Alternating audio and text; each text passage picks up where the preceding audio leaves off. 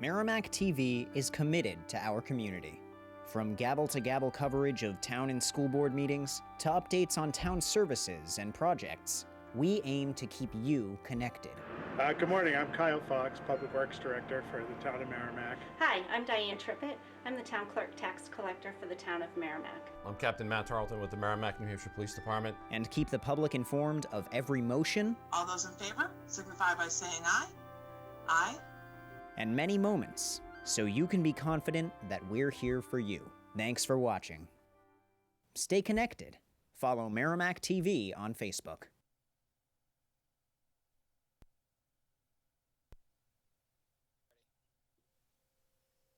Good evening, ladies and gentlemen. Let me call to order the meeting of the Merrimack Planning Board for Tuesday, September 1st, 2020. Let me begin by going through the protocol for remote meetings under the Right to Know law. As chair of the Merrimack Planning Board, due to the COVID-19 crisis and in accordance with Governor Sununu's Emergency Order Number 12, pursuant to Executive Order 2020-4, this board is authorized to meet electronically. Please note that there is no physical location to observe and listen contemporaneously to the meeting, which was authorized pursuant to the governor's emergency order. However, in accordance with the emergency order, this is to confirm that we are providing public access to the meeting by telephone with additional access possibilities by video or other electronic means. We are utilizing the Zoom platform for this electronic meeting.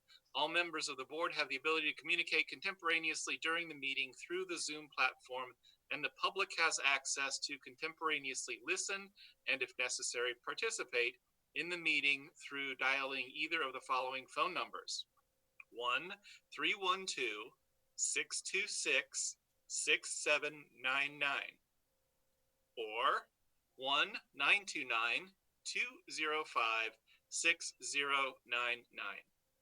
And the meeting ID is 970-5590-6394. The meeting may also be viewed on Merrimack TV Channel 20 on Comcast Cable or Merrimack TV Facebook Live page at www.facebook.com/Merrimack TV. We are providing public notice of the necessary information for accessing the meeting. We previously gave notice to the public of how to access the meeting using Zoom, and instructions are provided in the meeting agenda posted on the Town of Merrimack's website at www.merrimacknh.gov/planning-board. We are providing a mechanism for the public to alert the public body during the meeting if there are problems with access. If anybody has a problem accessing the meeting by video or telephone, please email tthompson@merrimacknh.gov. tthompson@merrimacknh.gov.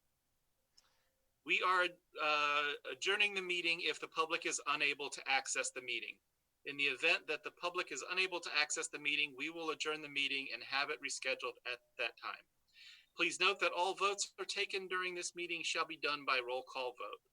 Let's start the meeting by taking a roll call attendance. Let me remind each member, as you state your presence, please also state whether there is anyone in the room with you during this meeting, which is required under the Right to Know law. So let's take attendance. Nelson Disco. Nelson Disco here. I am attending from my home. I am all by myself in my house. Bill Boyd. Good evening, this is Merrimack Town Council Bill Boyd. I am present. I'm currently upstairs in my home, in my office at 139 Joppa Road.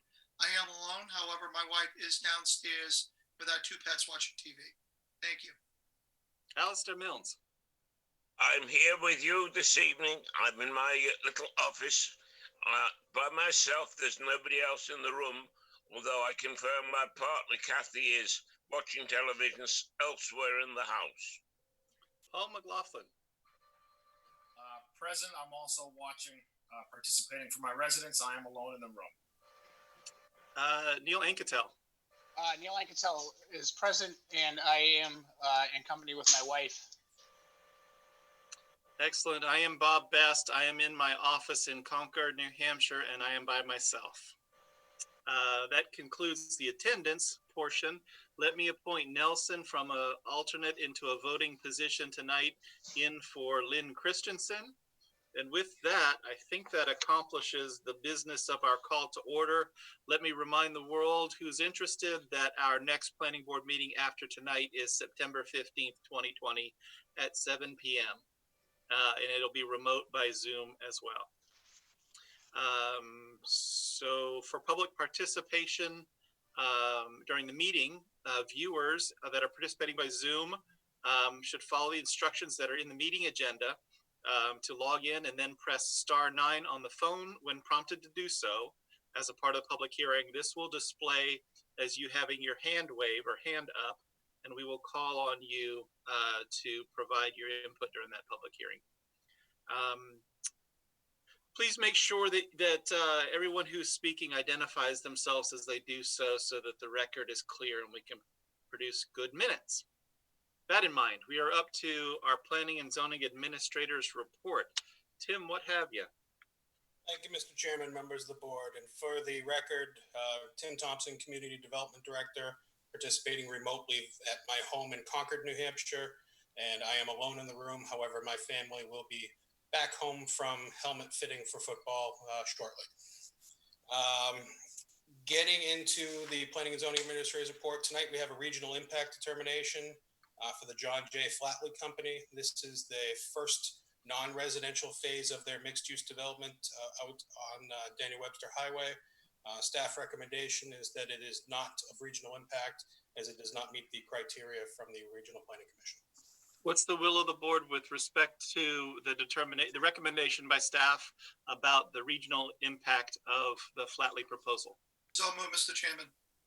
Moved by Bill Boyd to support the staff's recommendation. Is there a second? I will second that, Mr. Chairman. This is Alistair Mills. Second by Alistair Mills. If there's no further discussion, we'll proceed to a roll call vote. Nelson, you got a question? I would like to just make some comments here. I don't know what the heck is going to go on in these buildings. I don't know what the uses are. I'm not sure I'm ready to make a determination that it's not of regional impact. Depending what they put in there, it could be.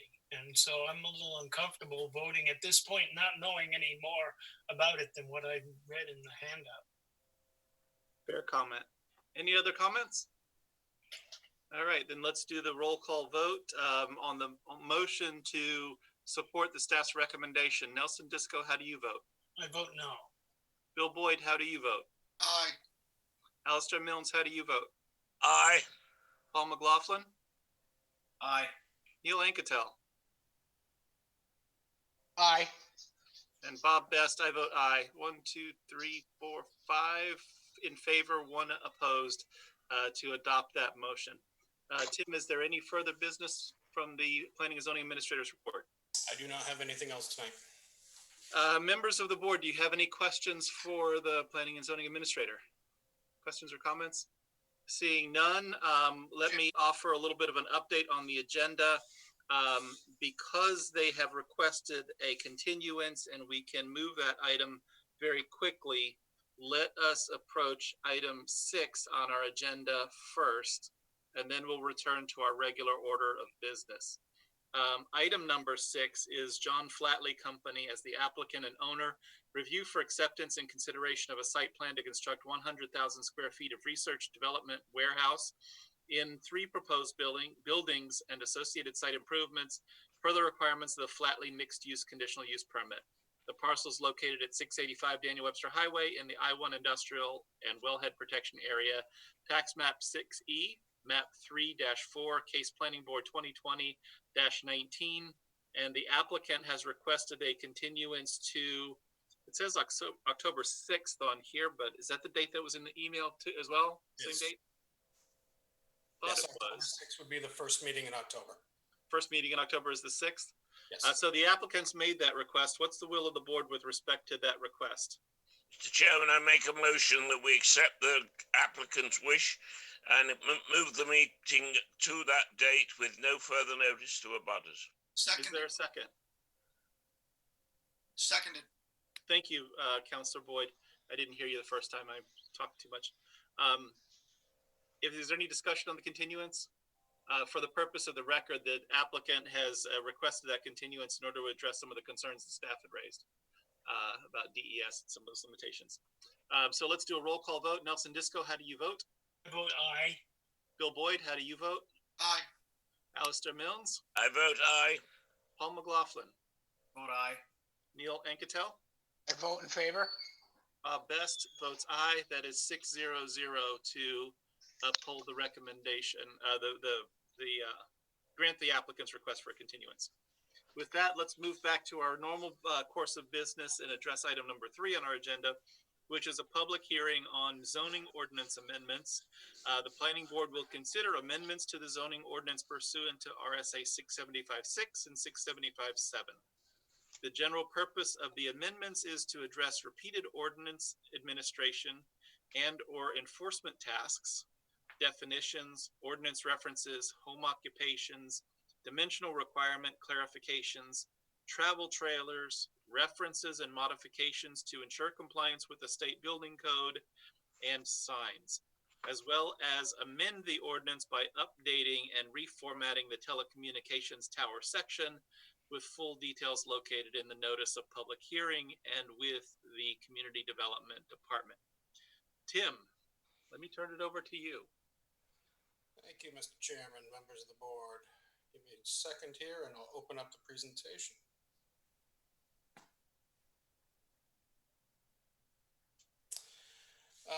Again, thank you. We are here tonight to handle the long delayed public hearing for a series of ordinance amendments that have been worked on by staff over the course of the last probably about 9 months now. We've had 2 separate workshops on these items, one in late 2019 and another, I believe, was in February of this year. The original intent was to wait until we were back to in-person meetings to do this public hearing. However, back in July, the board made the determination that they felt comfortable moving forward with the public hearing here in the virtual environment. So what I have here tonight is just a brief overview. This presentation will follow along very closely and almost identically with the memo that I prepared outlining each of the sections that we are proposing amendments to. What I plan to do is after each slide, if there are any questions to those specific sections, I can pull those up on screen and we can have a discussion on those items as we go. Just to give you an overview of what we're looking at, section 1 is clarifications and additions to a couple of the definitions in the ordinance. Section 2, again, is various clarifications and additions, rewrite of the home occupation section, and then the reorganization and update of the telecommunication tower section. Section 3, various clarifications and references to our new site plan regulations, which we adopted back in September last year. Section 4 has some clarifications regarding travel trailers. Section 11 is a pretty important set of amendments. These will make sure that we are up to date with the current state building code and the various modifications that Merrimack has to that document. And then section 17 are some clarifications regarding some ordinance administration and enforcement issues regarding signs. Again, why are we doing this? It's to address those repeated ordinance administration and enforcement tasks. Over the course of my 9 years working for the community and Robert's 5 years working for the community, it's become clear that there are certain areas of the ordinance that we're repeatedly dealing with from both an administration and an enforcement perspective that we're hoping that these modifications and changes will assist the town in properly administering the ordinance and helping us with some of those enforcement activities as well. Updating the home occupation requirements. One of the things that's happened, I know the board is aware, we've had several requests for home occupations for gunsmithing and other firearms related businesses. So we've thought it made sense to clarify that section and rewrite it so there are certain standards in place for those things that require planning board approval and those that do not. An update and revision to the telecommunication tower section. This is an area near and dear to Councilor Boyd's heart. This has been an item that's been referenced in the annual goal setting by the town council for the past couple of years. And now we're finally getting around to doing that reorganization. A lot of updating for new case law and federal and state law changes that have taken place since those requirements were first adopted. Again, that last section is updating that building code to make sure that our references are consistent with all the building code changes at the state level. And lastly, I think it's important to note that this also continues with our implementation of the master plan, both the land use and economic development goals of improving the review process and our administration of the town's ordinances and regulations. Having said that, diving in, section 1, we are clarifying several words and terms that are defined in section 102.e, basically stating that there's the new section. It's a reference to the new telecommunications tower section that's going to be created later on in these amendments. And then the second amendment we deal with here is just updating the definition of my position and referencing the town's administrative code. Any questions on this slide? Just point of order, Mr. Chairman. Do we want to address Tim's slides individually, or have him get through the presentation and then take questions? Whichever the board members prefer. It needs to be as productive as it can be for the benefit of board members. So if you guys feel like questions are better along the way or at the end, whatever you prefer. I'm fine with along the way if that's the preference of the board. I have a lot of questions just for my own edification. I don't know about my colleagues. That's the only reason why I'm asking the question. Sure. Do you have questions on the current slide? And no, jump in when we got them. Just for the definition for travel trail, whenever Tim gets to that. Will do. Next slide is amending the definition of junk to be consistent with state statute and clarifying that residents are permitted by state law to have one unregistered vehicle on their property. And then the definition for junkyard commercial to be junkyard, and again, to define it consistently with the language in state statute. Seeing no questions there. I'd just like, if I can just pitch in here, because yes, please. I didn't get a chance to go through all of this. Frankly, I got it on Saturday afternoon, and I haven't had a chance to thoroughly go through it. I went through it quickly. I have some questions on it. I'm just a little leery about sending it over to the council as it is.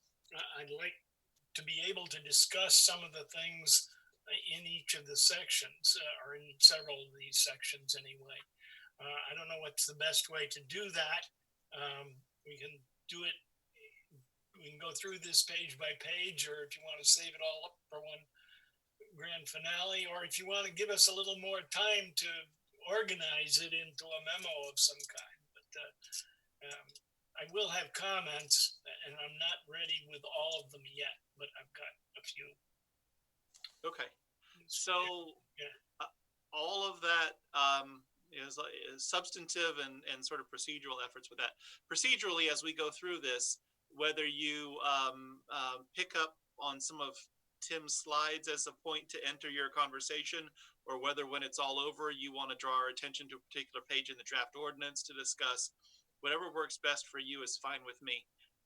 In terms of having a complete review or wanting to have a closer look at it, ultimately, when we're all done, whatever course of action we choose to take depends on motions and seconds and votes of the board. And I don't know where that would go. I mean, people may wish to move the thing ahead to the council tonight, or people may wish to delay it for the next meeting and have, look at some more comments. Either one's fine with me. I don't have a preference, but when we discussed this back in July, I had asked the question if we wanted to do a further workshop discussion or if we wanted to move to public hearing. And the consensus of the board that night was to move to public hearing based on the fact that we had already had 2 separate workshops on the ordinance changes previously. Yeah.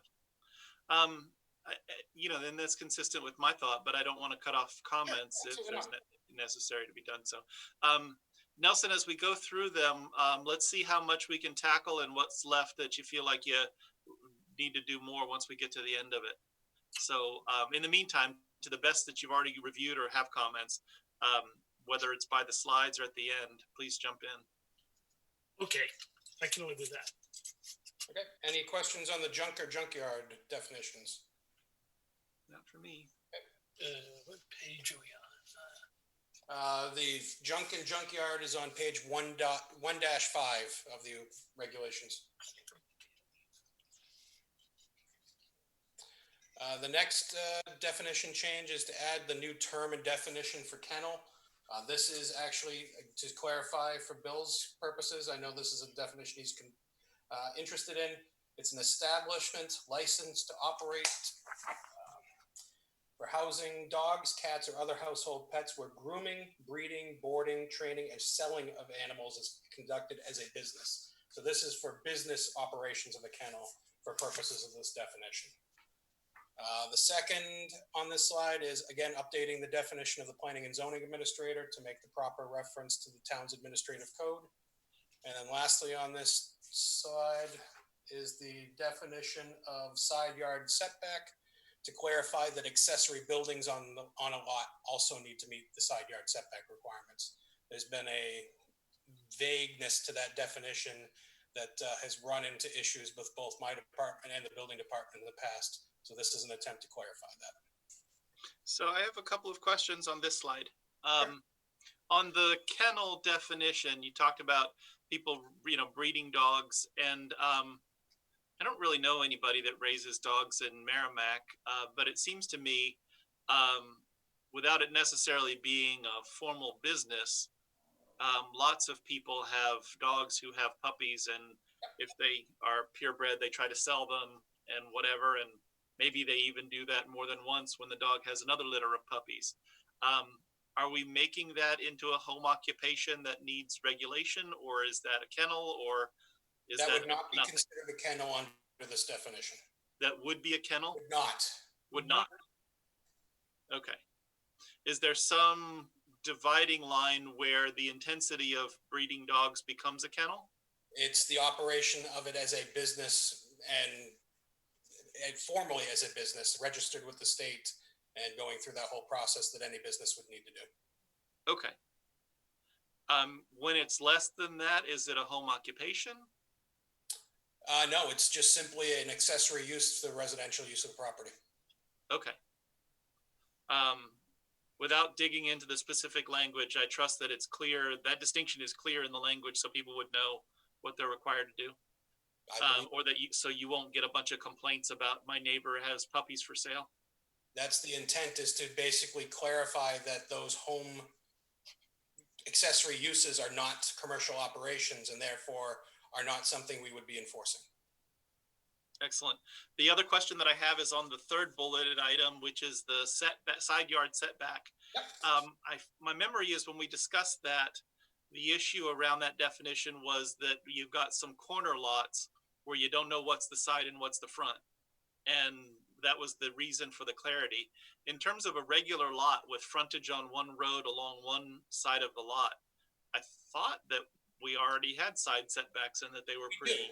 We're simply adding language that says that if you have an accessory building, it needs to meet the side yard setback requirement. Okay.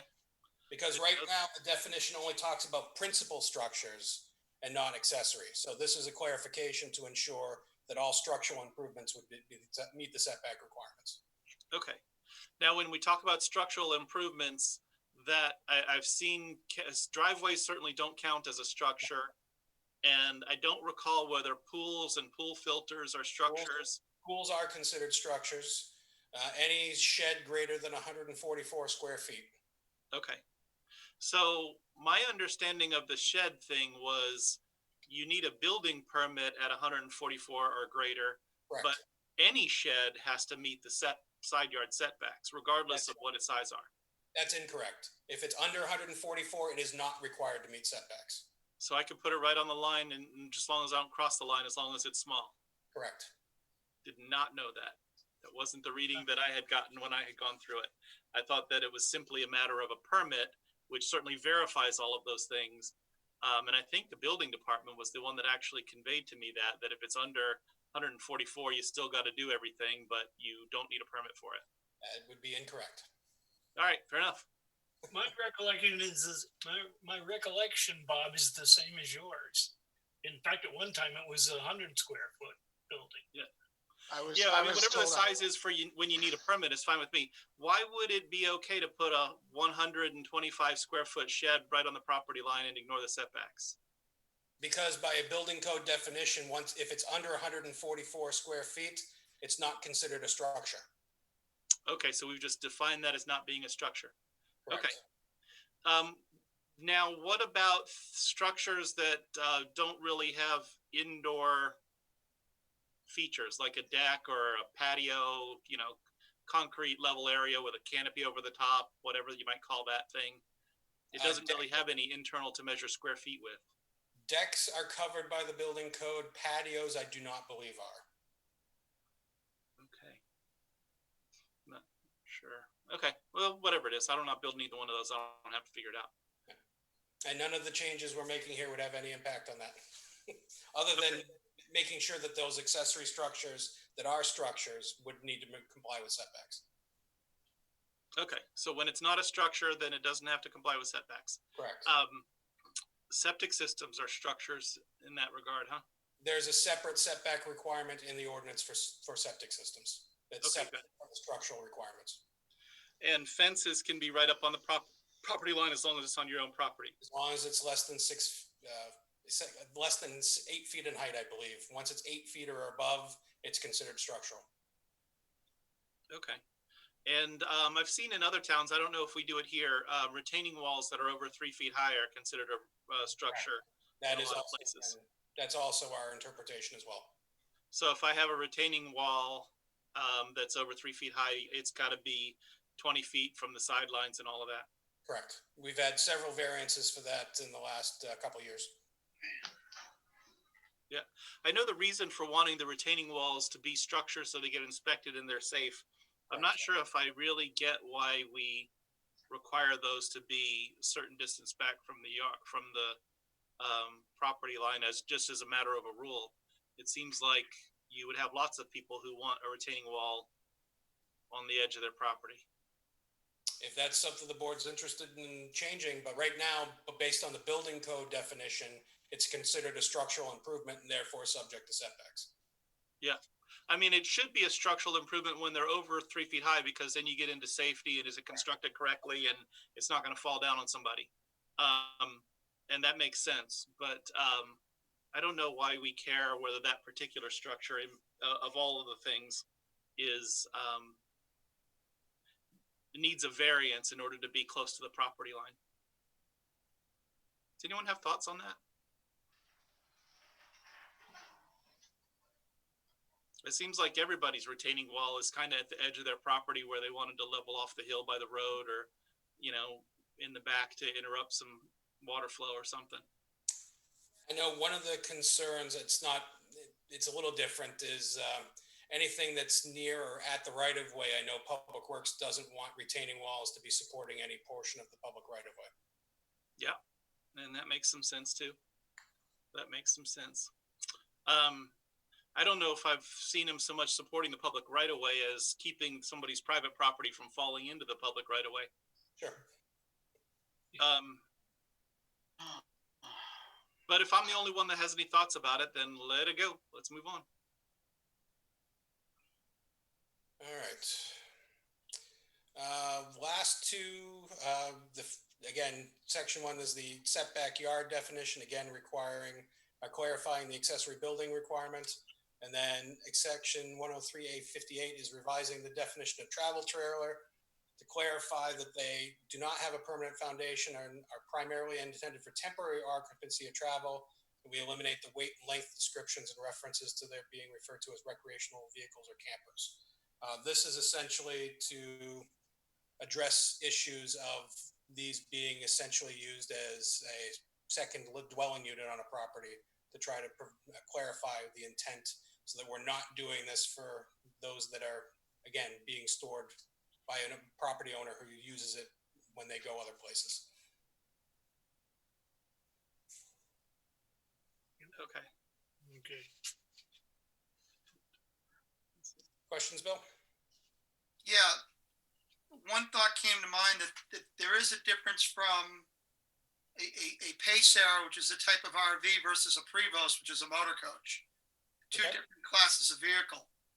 You know, we do have, I'm at least aware of one individual in our community that owns a Prevost. So I guess my question is, are we including a Prevost in the definition of travel trailer, or are we excluding them? Or are we just gonna consider anything that doesn't have a permanent foundation on wheels? It's just gonna be colloquially referred to as an RV despite the difference in classification. That was the intent when Robert put this definition together, was to use it colloquially. Okay, perfect. Thank you.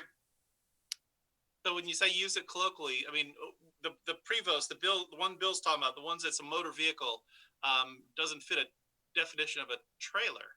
No, it wouldn't. It isn't trailed. Might fall under recreational vehicle. But the definition that he's referring to RVs, you know, self-contained with an engine, if you're including that, then you have to ask the question regarding the Prevost, because it's the same idea. Okay.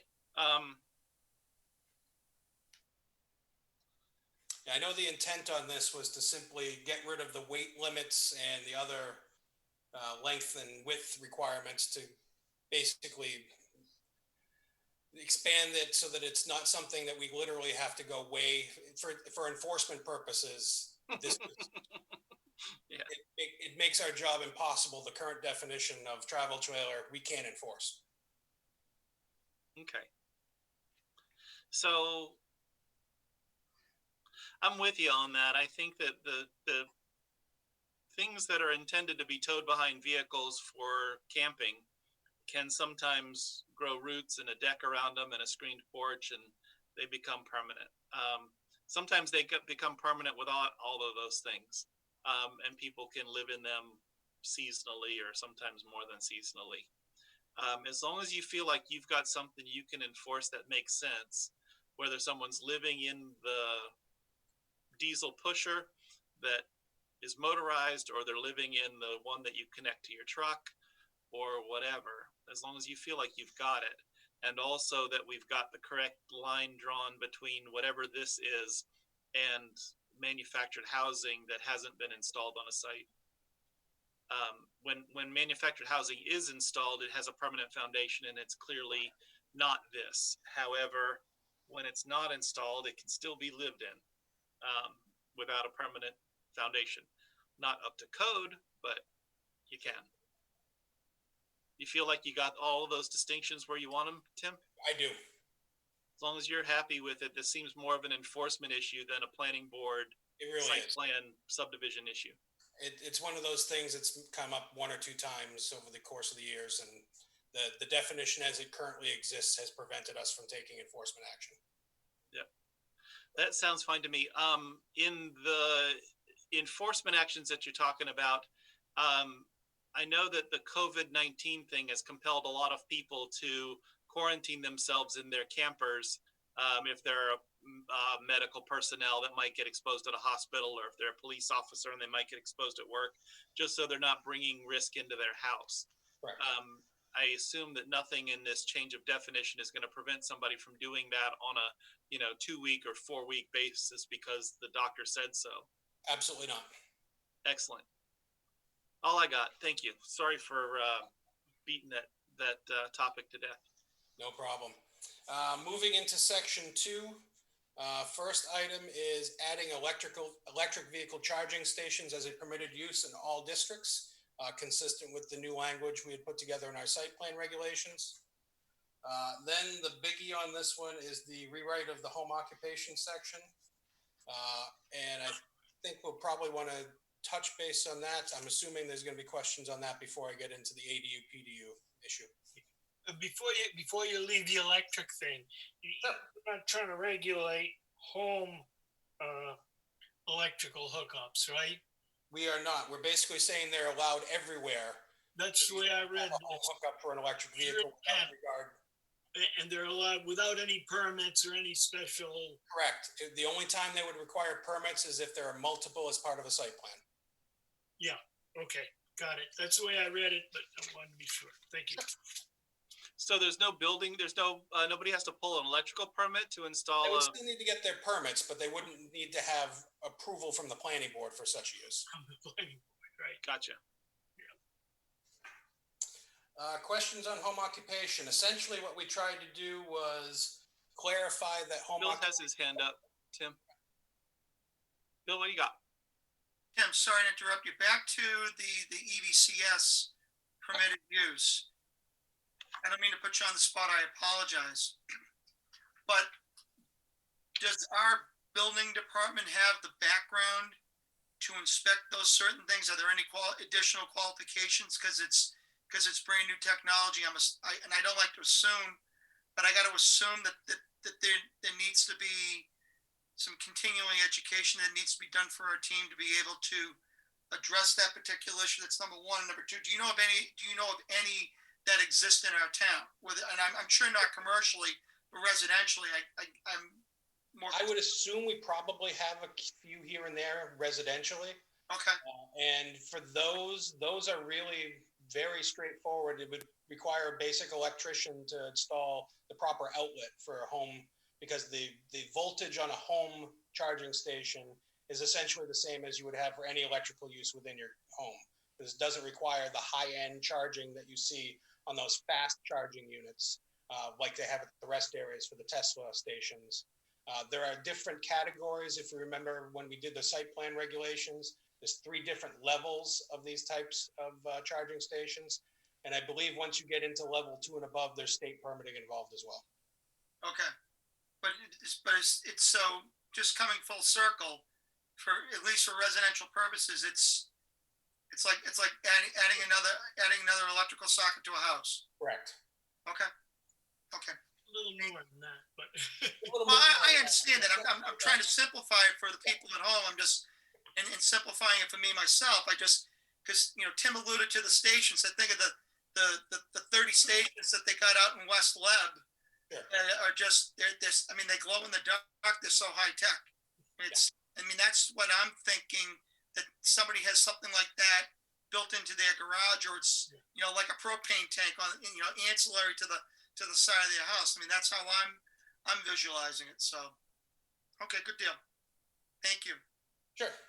Again, getting back to the home occupations, we're trying to clarify that this is essentially 2 processes. One, we set them up in 2 different levels: a level 1 home occupation, which is something that is handled administratively by staff, and a level 2, which requires essentially the way we've been handling home occupations in the ordinance. There was really no planning board authority to do it because they're not really a site plan. They're not really a subdivision. So what we're calling them is a conditional use permit, so that we are consistent with state law in how the planning board administers those.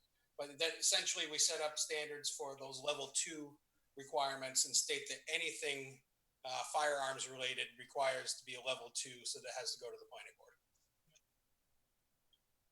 Couple of questions. Mentioning that, Tim, when you talked about conditional use permit, that reminded me that it is a way that we can approach some of these regulatory requirements that would be very challenging to address through a variance. Correct. Because the very high bar you need for a variance. Yeah. That's when we get to the telecommunications section, you'll see a lot of that, pulling a lot of that away from the zoning board and into the planning board's authority. Yeah. I don't know if that has any effect on retaining walls over 3 feet tall, but anyway. Enough of that. Okay, I got a couple of questions on this section, Tim. Going back to the very beginning of section 202.1, where it talks the introductory paragraph 1 there, which says residential uses and customary secondary accessory uses and structures. Note, aircraft takeoffs and landings are not on private land by the owner of such land or by a person who resides on such land are not valid and permitted accessory uses. I think you want to say not valid and not permitted, or maybe you don't. That's the existing language, Nelson. What? That's the existing language. I haven't touched that. While you're there with your pen. I have no problem. If you want to add the word not, that's fine. Yeah, just to clarify, because I read it, gee, maybe it's permitted to do it. The other one I had in this section was you left out barbers, but down in home occupations, it goes through all the professional uses and tutors and musicians and so on, and dressmakers. Let's see, there was a hair salons. Used to say hair salons and barbers was taken out in this language. It was in the original language, and I wondered if that was deliberate or. The intent was because of the interpretation of a hair salon is all inclusive. It would include barbers. It was just eliminating what was considered to be redundant language. You think it's redundant, and you would. That was the intent of the change. Yes. Well, if I may. Sure. From what I understand, though, in order to be a barber, you have special licensing that supersedes what a hair salon would normally have. So I don't know if that would make it different. From a local perspective, not really. From a licensing perspective, yes. But in terms of being eligible as a home occupation, I don't think the licensing requirements for hair salon versus barber mean much in terms of how they're permitted under the zoning ordinance. Okay. Well, but if the board wants barber back in, I have no issue with that. I'd suggest you put it back in just for clarity. That's my only suggestion.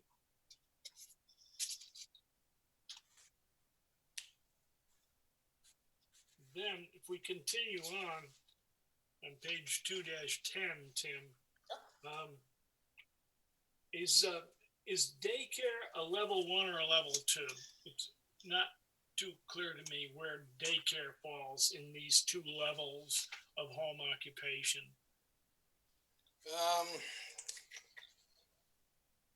It would be one or the other depending on which criteria they meet. Depending on the size. I don't think a daycare is really going to fall under something using less than 500 square feet for a level 1. Yeah. So you're almost automatically into level 2 for a daycare. The other thought was some daycare centers have little play yards associated with them, which makes them visible in the neighborhood. And I just wondered what the thinking was there. Are we going to allow play yards? And if so, maybe we'd ought to clarify that.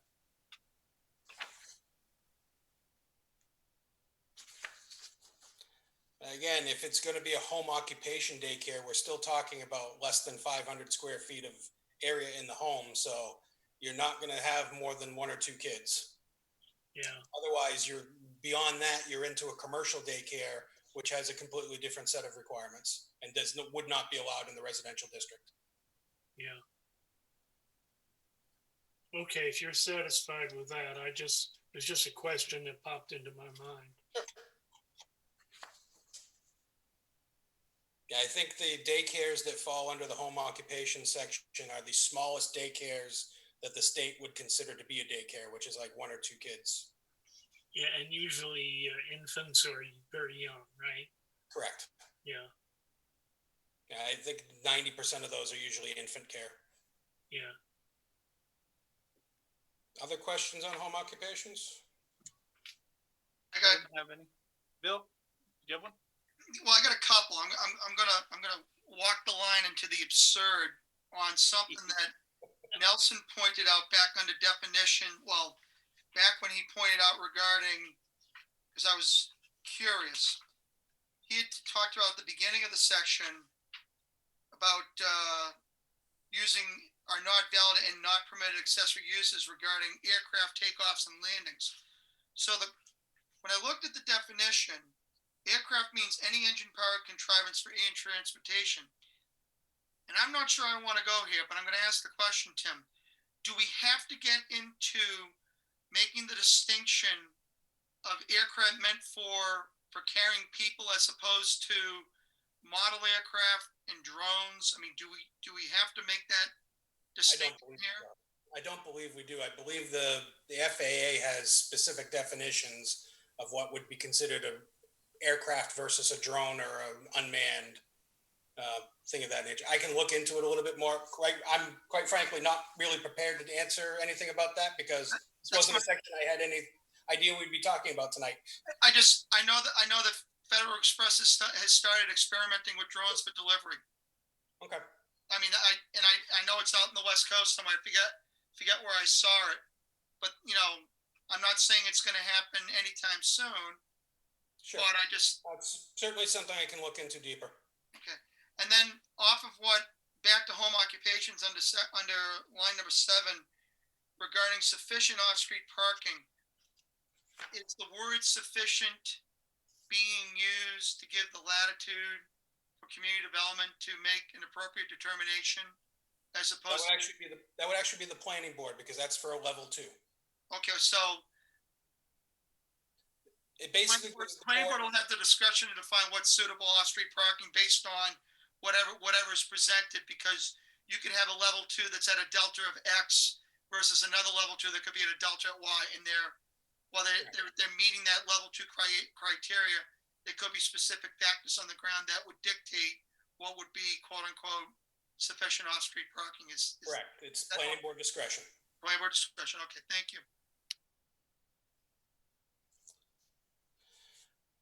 All right. Any other on home occupations? If not, I'll move to the ADU section.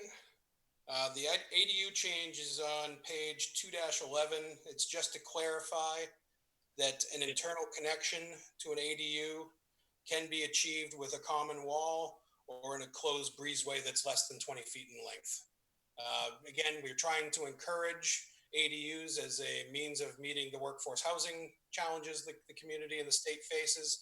They've been an incredibly popular housing option for people since we made the changes to the ordinance.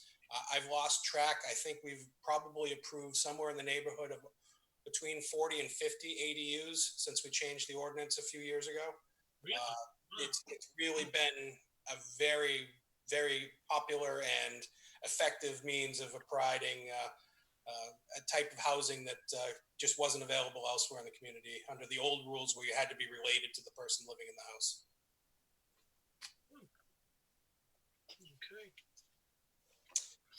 Okay. What's next? Moving on from that, the next is deleting the section regarding the telecommunications tower in the residential district because we'll be creating a brand new section on that.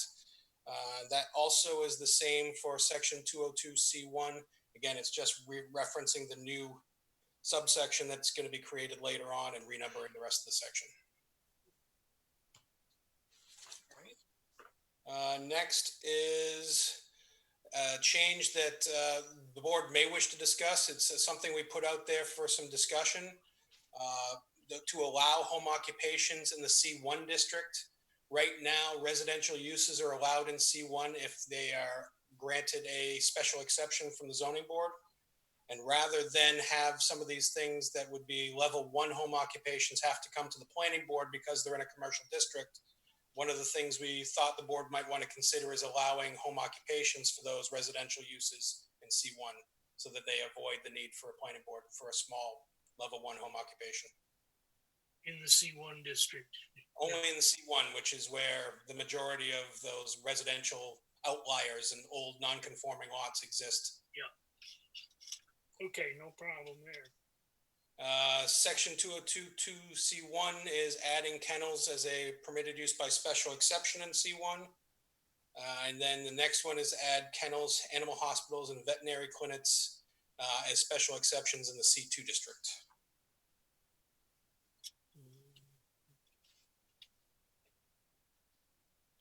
Tim, do we, I hate to raise this question because I take advantage of this.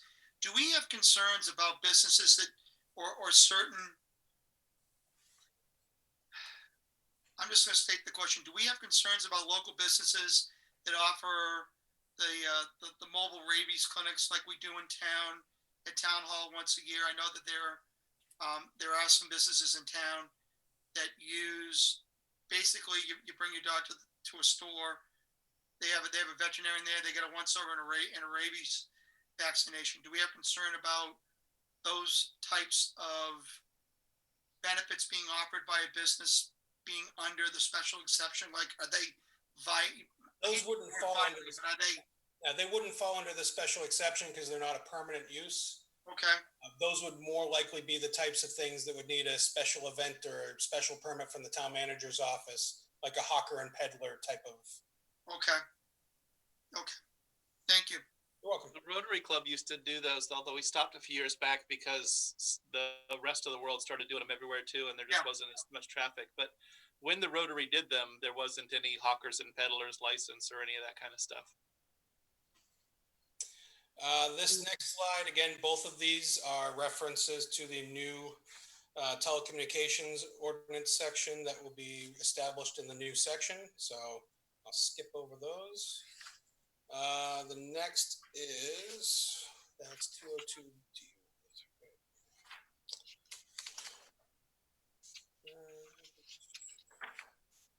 That again, 202.3D1 is revising and creating the new reference to the telecommunications section. 204B12 is the new language regarding kennels as a permitted use in the industrial district, and then eliminating language regarding to a 200-foot side and rear yard being required between the use and a residential district.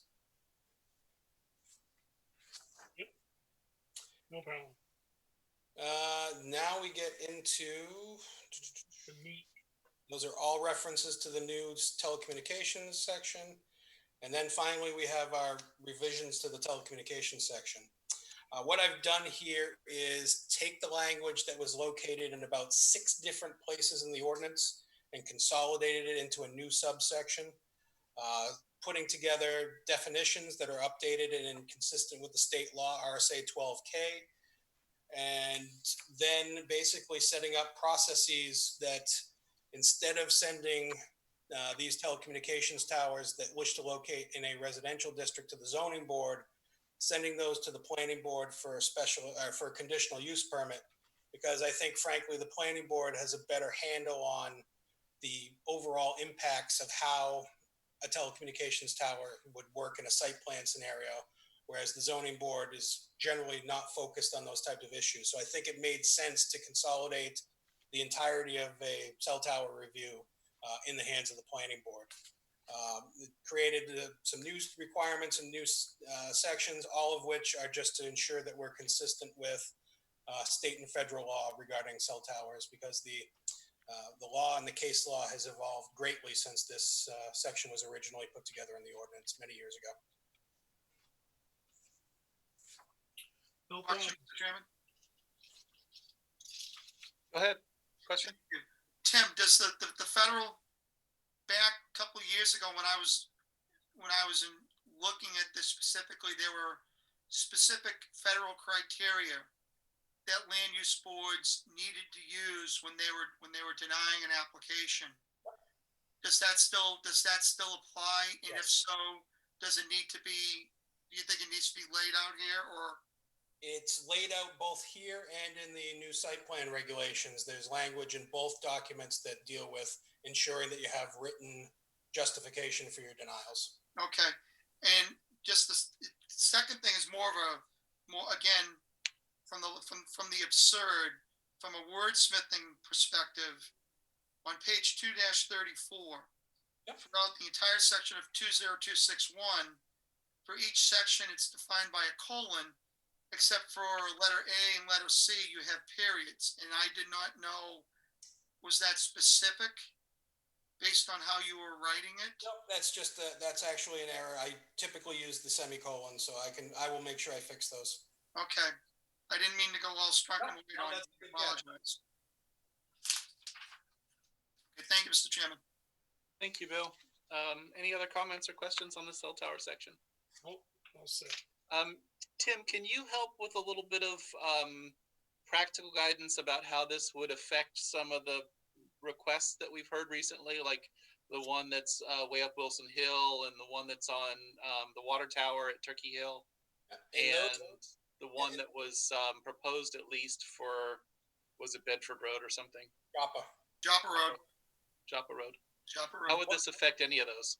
Essentially, what that would do would be eliminate the step of having to get the special exception from the zoning board to allow the tower in the residential district, and would consolidate the process into a combination of a conditional use permit and site plan application that can be heard concurrently by the board. Okay.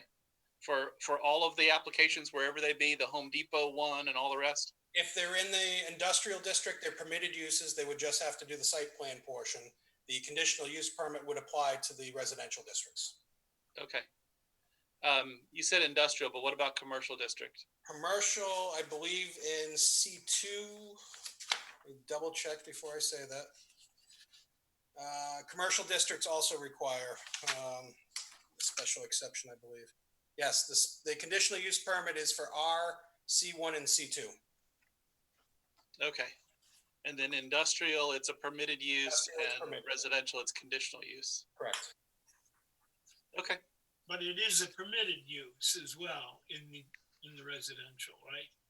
I mean, Yeah, permitted by conditional use permit, yes. by permit, it's a permitted, they're permitted everywhere in town. Provided you meet the criteria for the conditional use permit in commercial and residential, yes. Yeah. Okay. Mr. Chairman, only because I've been involved with this on several different levels through the years, I think Tim really needs to be commended, because I have often felt that the planning board is the best jurisdiction to handle these particular issues, because they're looking at the site as a whole, whereas the zoning board there's a level of myopia there, where they're just focused on that particular issue. So I commend Tim, and I think this is a great thing for the town of Merrimack, because we're going to be able to have, I think, better control over how cell towers bubble up in this particular community. And I think it allows the people in the community that have concerns about it, they're going to be more engaged in the process, and will have a better understanding of that it's a part of the planning board's jurisdiction, as opposed to, like I said, where it's very narrow in scope, and at the ZBA level with the special exception, this specific criteria that they either meet or they don't meet. So I think this is a really good thing for our community. And I think I want to thank Tim. I appreciate it. Okay. Thank you, Bill, for the comment, and thank you. I'll echo it. Thank you, Tim, for doing that. Other comments or questions about telecommunications towers? All right, let's move ahead a little bit. Section 3, the first one is really important to me. It's the clarification that an R1 by zoning map does not mean you can use soils for lot sizing. We've had this come up multiple times in the 9 years I've been here. The language is pretty clear, and I've actually gone back and referenced the town meeting warrant article and the minutes from town meeting when this was originally adopted. And the clear intent of the community was that area that's designated by the map of R1, you have 100,000 square foot minimum lot size, and the soils don't matter. It's 100,000, period. So this was just clarifying that to try to prevent certain attorneys who have argued this case against the zoning board multiple times, and I'm sick of defending it. I agree with your interpretation, The interpretation is clear. I've got two memos that are virtually identical to the zoning board that have references back to the planning board's public hearings, the town meeting warrant articles, and the town meeting vote that is crystal clear what the intent was. And then the next two changes are, again, just updating so that we are referencing the updated regulations for the subdivision. Questions on those two? Nope. All right, we've got a couple of things we're deleting because frankly, they're not legal. We're deleting, I gotta remember exactly what the language was. The planning board has the right to reserve to withhold action on plats pending results of something, and the planning board does not have that power under state law to withhold approvals if somebody has actually met the requirements of the ordinance. So just a couple of instances where I think the language was a little antiquated versus what today's state law allows. Again, another reference to the subdivision regulations on this slide as well. where are you at in the ordinance right there with that? I am on page 3-8 would be the first. 3- what? 3-8. Oh, okay. The first one where we're deleting is the language that I'm suggesting we delete reads currently. The planning board shall reserve the right to withhold action on such plat pending the results of an on-site and/or investigation by the board or its appointed agent, and shall act to approve or disapprove the final plat within 90 days of submission. That has all been updated and redone by RSA 676-4. So the way that language is written is not currently legal under the state law. Yeah, I think that goes back a number of years. Oh God, I'm sure this goes back into maybe even the 70s or 80s. That's not so far back. Far back to me. Yeah, I mean, I get what the intent was, that if we want to do a site visit, we can have time to do a site visit, and if we need peer review, we have time to do peer review. But the 90 days is where it gets sideways with the statute, which only allows a 65-day clock. Yeah. But either way, whether it's 65 days or 90 days or whatever, the authority to do that is in the statute, and we don't need to put it in a regulation. If we want to do a site visit, it's up to us to get her done within our 65 days. And if we don't, then we've got to vote. Didn't the planning board have an issue last year on Craftsman Lane where there was a lot being subdivided, but it came out of a large lot, and there was concerns on one of the boundary lines on the large lot as you headed towards Joey's Diner in Amherst? What they weren't able to do without having surveyed the entirety of the parcel and provided all the wetland information, we could not verify that it met zoning requirements, because those were essential for us to determine the amount of upland soils on the property. So does this change in language, would that have had any impact on your analysis from last year? No. Okay. Thank you. The next change is under section 3.05, which is to clarify that any structure, not just a single family residence, is allowed to be built on a non-conforming lot. Then section 306 is again updating a reference to the current DES regulatory terminology. Mm-hmm. Yep. Section 4, travel trailer, section 4.01 is eliminating the language regarding travel trailers, because we've now created the new section 4.04 to deal with the travel trailers. Yeah. Questions there? Nope. Okay. Hey, Tim, what do we tell the person that has 2 travel trailers? Let me go back to the non-conforming lot one as well. Let's do travel trailers first. Bill, you were the first one to ring in on that. Tim, no, let's keep it. Go back to the non-conforming piece. Let's stay in order, Mr. Chairman, if we could, please. Okay. On 305, on the non-conforming lots, I agree with the idea that whatever an applicant is seeking to build on a non-conforming lot, they ought to be able to do as long as they meet those setbacks. But does it require us to say, maybe as a number 2 there, that the structure they're intending to build is consistent with the underlying zone? Because if I just read this straight, if I've got a non-conforming lot in my neighborhood, can I build a gas station on it? Well, here it says I can, as long as I follow these setbacks. The reason we're saying there are some non-conforming lots that are outside of the residential district. 99% of those we're going to catch in a site plan because they're not doing residential use. But those situations where they're not doing something that requires a formal site plan, it's rare, but it's basically saying that yes, in those situations, we're not limiting a non-conforming lot to only single family homes. Yeah, and I don't have any problem with that intent. I just want to make sure that it's clear that it also has to be a use that's consistent with the underlying zone, a permitted use in that zone. I am confident it does, but I'm open to changes if the board feels it's necessary. Without sort of having the entire ordinance sort of locked in my brain where I know which sections do what, I can certainly trust your judgment that The entirety of section 3 deals with dimensional requirements. Section 2 deals with all the permitted uses and what's permitted. okay. Back to travel trailers. Yes, please.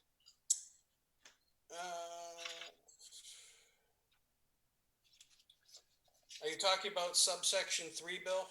The Well, you have under 404A1, the parking of one travel trailer is permitted. Yep. Provided that said trailer is not occupied and the trailer belongs to the property owner or lessee of the land it occupies. What if they own two? You know, what if they own a travel trailer, a fifth wheel, and a motor coach? This is why I asked the definitions earlier, because the way this is written, that would require variance.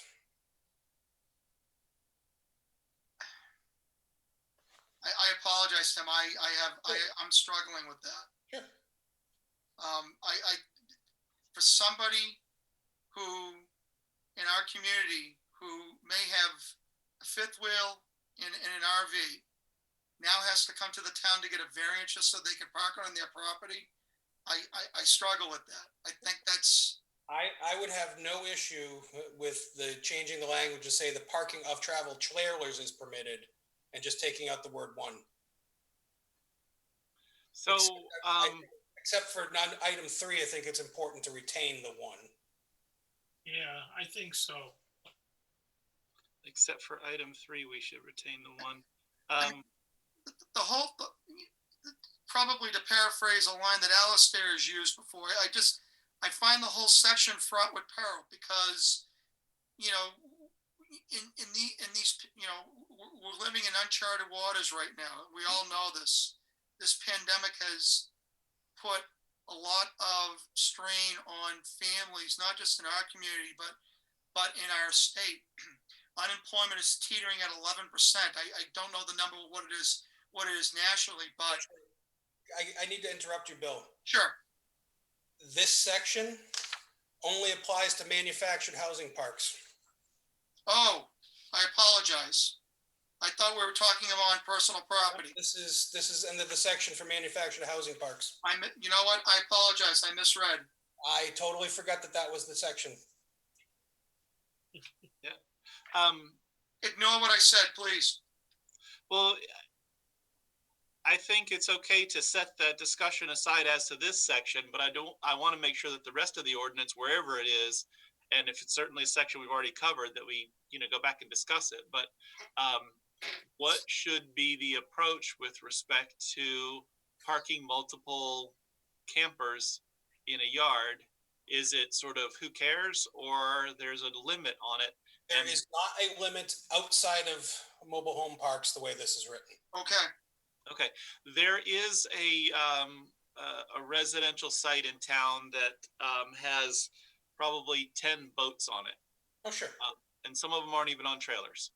And I'm sure that their neighbors would love there to be some limitation on what's going on there. And obviously this discussion about travel trailers doesn't reach that, but it could easily be, that sort of a site where someone just accumulates the travel trailer version of a junkyard. And what is that okay? Or we just say, well, it has never come up before in 30 years, so who cares? And maybe that is the answer. I don't know. I would think that the key component of that would be whether or not those boats were registered. Once they're unregistered, it falls under, I believe, the same thresholds in junkyards as vehicles would. If more than one, you start to get into the junkyard issue. But let's suppose I do register them all. Let's suppose they're all brand new. They look shiny and new, and there's nothing wrong with them. But I've got 8 of them on Marty Drive.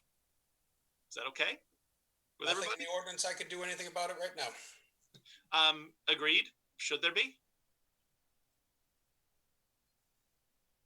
That's a policy I would leave to the board. Does anybody have an opinion? I have seen in other municipalities and as well as in manufactured housing parks, limitations on where they're parked, how many boats, that sort of thing. Are they parked in the side or the rear? Are they parked in the front? And I don't necessarily think we got to get into that kind of scrutiny because it's just too much of a invitation for neighbors to jab at each other over trivialities. You know, he parked 2 feet forward, he needs to back it up 2 more feet. But generally speaking, should there be some approach to parking non-motorized vehicles, whether they're travel trailers or utility trailers or anything else? Is there some limit to those that we ought to look into, or just say, hey, Merrimack's existed for 275 years without one, let her go? I guess it all depends on whether it's next door to your house, huh? Yeah. The question I would raise is whether or not does it rise to the level of having a public health concern? You know, if you have a couple of boats that are not on trails, that are not registered, but are becoming, you know, it's becoming a haven for feral cats, or it's becoming a coyote den. Now that's potentially impacting the neighborhood. That's where I might have a level of concern. But if it doesn't rise to a public health concern, you know, I don't like it, but you know, I don't feel like I should be in a position of telling that homeowner, that property owner, what he or she should be doing to their property or doing on their property.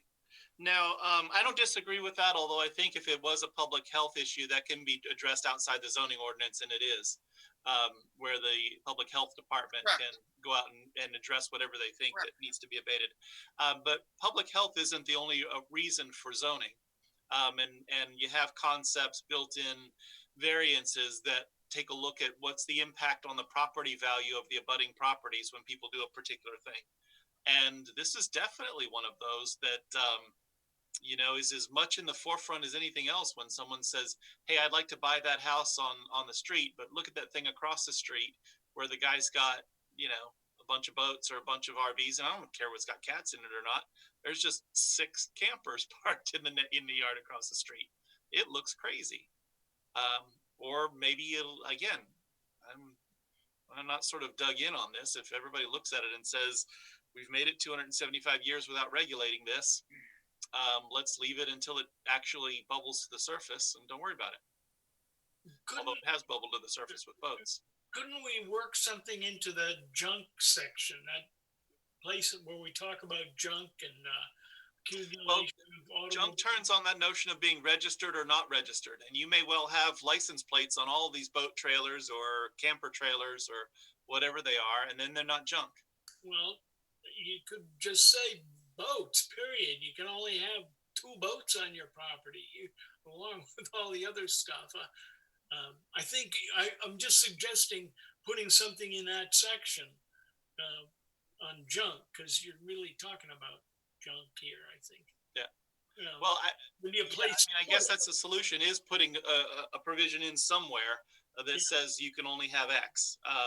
Is that wise? And if it is wise, then what is X? You know, is it 1? Is it 2? Is it 5? I don't think the junk section is necessarily the home for it, since junk is defined. But there may be a section somewhere where you could put that kind of a thing, if that's the will of the board. And maybe it doesn't sound like it is. Seems like I'm the only one that's got a concern about this issue. And if that's the case, let's move on. Well, I agree with you. I'd put it in somewhere. I just don't know that this is the place for it, Bob. This is, after all, we're talking here about what is the subject of this section is manufactured housing. Yeah, that's what Tim pointed out a little while ago, and that's why I was saying, regardless of which section we're looking at, is this a concept we want built in somewhere or not? Yeah. So let me ask a question. This is only applicable for new manufactured housing parks. Is that correct? That's what section 4 is talking about, but that's not what I'm talking about. I understand that. I don't mean to, I know you're the chair and I apologize. I'm I'm trying to direct back to the whole thought of the manufactured housing park section in and of itself. Yep, we've already established that that's not what this section deals with the campers and boats. And apparently there isn't a section anywhere that deals with the number of campers and boats. And so since it doesn't have a home, we discuss it, I guess, wherever we decide to bring it up and discuss it. That's why I suggested putting it in with the junk. Maybe it's there and maybe it needs a separate section. You know, if somebody's willing to pay, you know, X number of dollars to register their junk, how do you enforce something that's registered? Right. Just because you know, beauty's in the eye of the beholder. That person may think it's a great thing, while everybody else in the neighborhood just thinks it's unsightly. So if they're following the rule of the law on something that they have on their property, you know, I feel bad for the surrounding neighborhood, but that's. Well, we're writing the rule of law, though. We're not talking about people that are following it. And we're deciding what it should say. I'm not. Again, beauty's in the eye of the beholder, Mr. Treatment. How do you define what's junk? It's all subjective. This seems like a discussion that might warrant separate consideration outside of these amendments. Okay. Well, it may not, Tim, because again, I don't know what the support of the board is. And Bill's point is well taken that, and that's what I mentioned before. We've gone successfully as a town, and it is Merrimack's 275th anniversary next year. So the number didn't come out of the air. We've gone 275 years without regulating this kind of thing. And if we're comfortable with that, and it's not difficult to get comfortable with that, then let's just put it aside and move on. Is that where, I mean, Nelson, I think you had raised a little bit of an interest in this, but it doesn't seem like Paul or Neil or Bill want to do it. And that's certainly enough to say, let's put it aside. It's not that Mr. Chairman, I actually do, I do agree with what you're saying, and I think that this would be something that we could look into further and see if we can come up with something. I would say with the complexity of it, because I understand Bill's point, but this would warrant a separate discussion apart from the amendments, like Tim says. Okay. Because I understand that you don't want to deduct the value of other people's property, but if they want to register it with the state, I mean, who are we to be able to tell them that you can't have 7 boats even if you register them? Well, we're the planning board, and we've got this zoning ordinance. That's who we are. Yeah. And we've had complaints for folks that have said, you know, you can't park tractor trailers, you know, over the road trucks in your yard, or they've complained about neighbors that do so. And, you know, it's not uncommon to take a look at these things and say, you know, here's what we think the ordinance ought to say. Now, it doesn't mean that we all agree on this particular topic. Again, we can do this. Whether we choose to do it or not is really what we ought to debate. If we choose not to do it, fine with me. Well, let's put it aside for another discussion. It seems like we've gotten enough people with some interest on this, with Neil mentioning it and Paul mentioning it. Let's treat this completely separate from what Tim's got on before us right now. Deal with what Tim's got, vote on it if that's the appropriate thing, and then at some future date have some discussion about another ordinance change that addresses this if we ever sort of circle back to it and feel like it's what we want to do. Does that work? More sections of the ordinance still to go through. Yeah, I agree. Yeah. And section 4 is still just manufactured housing. It's got nothing to do with that particular discussion. So can we circle back on manufactured housing? Yeah. You got any questions about that section? Well, the question is we have 2 manufactured housing parks in our community. One on Camp Sargent and the other one down the south end of town on DW. Those are the only 2 that come to mind. We don't have any others, correct? I don't know, but it sounds right. Okay, so the question then becomes, how does this ordinance become applicable if we don't foresee manufactured housing parks being built in the near future? State law requires us to have a reasonable opportunity for the siting of manufactured housing in town, either in parks or in residential neighborhoods. And so whether we see somebody wanting to do that with their property or not, we've got to have a regulation for it. Okay, I didn't know that. Yeah. But regardless, the two MHPs that we have in town, if we choose to anoint Tim's language in this ordinance, the two parks in town are going to be grandfathered. Right. Yeah, they'll be pre-existing non-conforming if there's some change that we make that would affect them individually. Yeah, it wouldn't shut them down or anything like that. It would just require that any new site plan for a manufactured housing park commit to this requirement. So circling back to what Tim has proposed, knowing what we know about manufactured housing parks, I think what Tim's done makes sense because manufactured housing, the lots tend to be very narrow.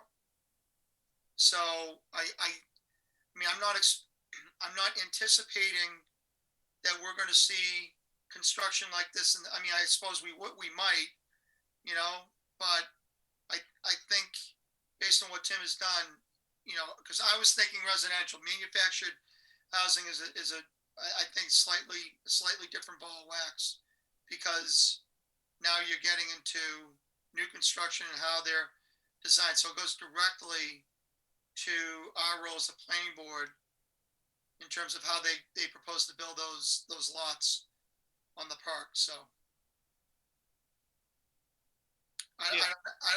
before I had issues. Now I kind of sort of don't. Okay. Yes.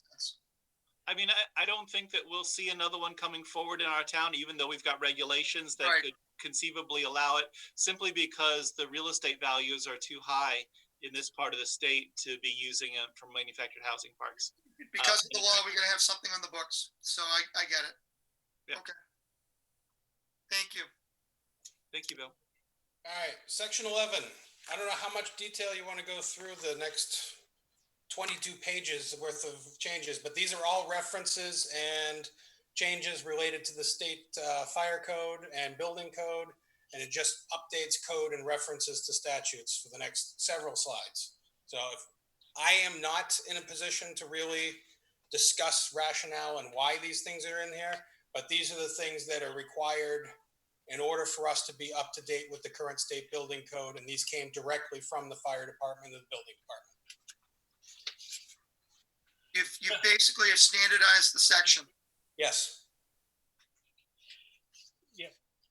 Most of this is new to our ordinances, but I think we've somehow been enforcing some of these things through fire department reviews. I had some questions about some of these things. It would have been nice to have somebody here to defend it, and I understand why you can't defend it because it's pretty complex.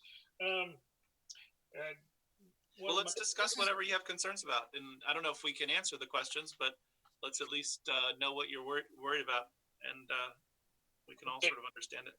Okay, well, we talk about the codes.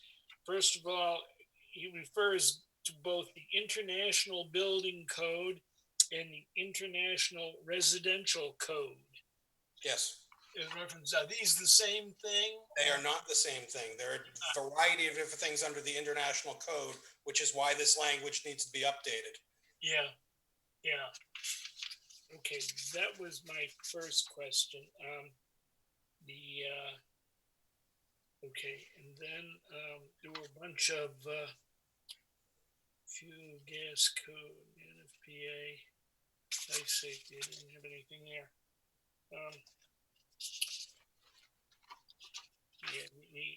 We adopt, according to this, the International Residential Code is one of the things that's being adopted that's new here.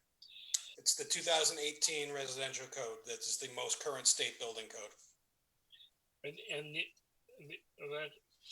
That's the same as the International Residential Code, the IRC. International Building Code deals with commercial industrial. The Residential Code deals with single family residential. Okay. Tim, I know that Nelson probably has some additional ones. Let me throw this one out there and then kind of circle back. With this many different codes listed on page 11.1, going into 11.2, and even on to 11.3, I would bet my house that there are conflicts among these codes, because there always are. Do we have a provision that says XYZ person in our town resolves conflicts? Yes. Where's that? It goes into, let's see.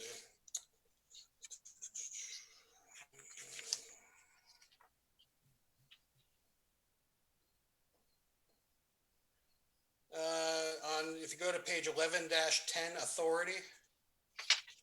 As authorized by the town of Merrimack and state of New Hampshire Fire Code, that the fire chief and or designee shall be the authority having jurisdiction within the town of Merrimack. Fire chief or his designee shall enforce the fire prevention, protection, safety ordinances throughout the boundaries of the town of Merrimack. Shall enforce them. That doesn't necessarily really speak to how someone decides I need to follow the ABC instead of the XYZ code.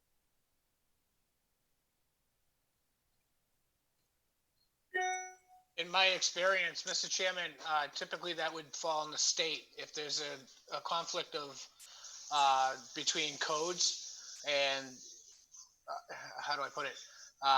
You're not getting the answer you want, or you're not getting an appropriate answer from the local authority, you can always go to the state and they'll make the final decision for you. Who at the state, though? What agency or person reviews that, or do we want that to be the case, or do we want to say that our building official, whoever that is, makes those determinations, and those determinations are binding, or not? In my experience, it's always been the state fire marshal that would make the ultimate decision. That's my understanding as well. And the local town authority typically goes with what he says, or she.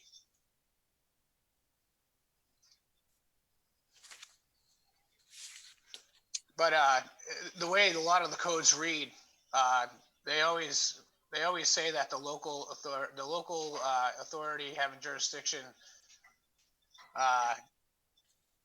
Let me back up. Go ahead. No, it's actually at the top of 11-4 is the procedure on appeals, and those statutes I think reference the state fire marshal process. Perfect. That's exactly what I wanted to see. That's exactly what I had in mind. All right. Nelson, back to you. Sorry for interrupting.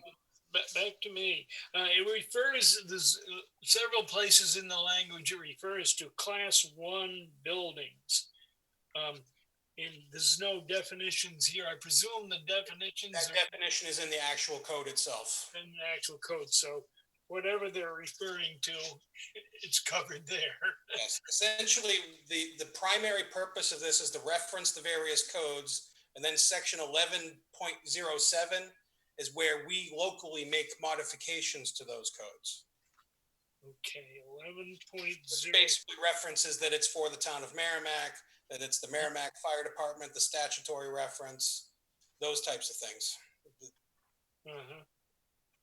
This is a very common, I had to do this in Londonderry about 15 years ago, and it's literally handed down from the state that says, here's what the code is, you make your little modifications to make specific reference to your town, but this is what you have to do. Yeah, I've certainly seen it before, and I know that this is the way they do it. I think one of the endless sources of frustration from a consumer's standpoint, or maybe a business's standpoint, is none of these codes are published in anywhere where you can access them, but you're expected to comply with them. And that is... I believe the language that previously was in the ordinance went beyond what you're really allowed to do in the state building code and had far more detail with more code type language than currently the state building code allows you to do. So all these areas where you see large deletions is simply from a formatting perspective to insert the proper references per the way that the fire department sent this over to us. Yeah, the old language evolved over a number of years with various building codes coming and going over time. And that's why you get into those kind of things. There's different references to sections having Roman numerals, and there's no way, you'd have to go back to the original codes and find out what they're talking about. Yep.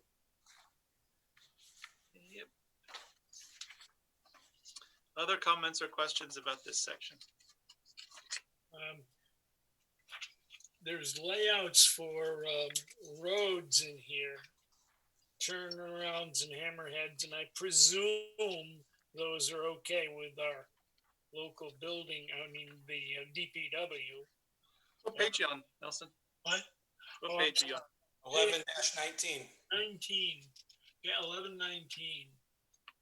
Those are the specific fire code requirements for length, pavement, and whatnot. Those are consistent with Public Works, and there's actually a reference to Department of Public Works standards and specification details. They are. Little language right above it. Okay. Okay, approved alternates. Okay. That was my only question there. There's a lot of new stuff in here.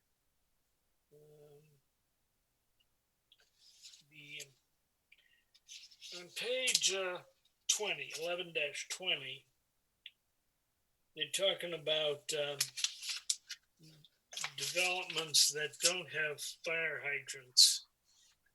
And a J, section J up there, says more than 25 units in a residential development, a single family, multifamily, blah, blah, blah. There's 2 access points, so that would limit the number of houses you could put on a single string. But I think we're okay with that, with our 1,500 feet anyway. And here's the fire chief. It refers to the fire chief here too. Is Mike Currier still involved with our fire department? He is not. Mike Currier is retired. Matt Duke is the interim chief. Okay, I didn't know he had retired. When did he retire? Several months ago. Oh yeah? He never told me. It was a very quick thing. I think it caught a lot of us by surprise. Okay. So hang on a second on Jay. Yeah. I heard your discussion about the length of roads and whether it's 1,500 or whatever it is. That's certainly not referenced here. But requiring 2 entrances for more than 25 units, or one of them can be one emergency only if you have up to 50.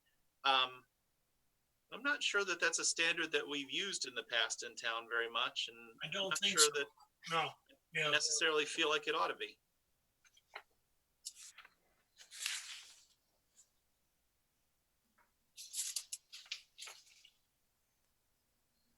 I think it would conflict with what we've written elsewhere. In what way were you thinking it conflicts?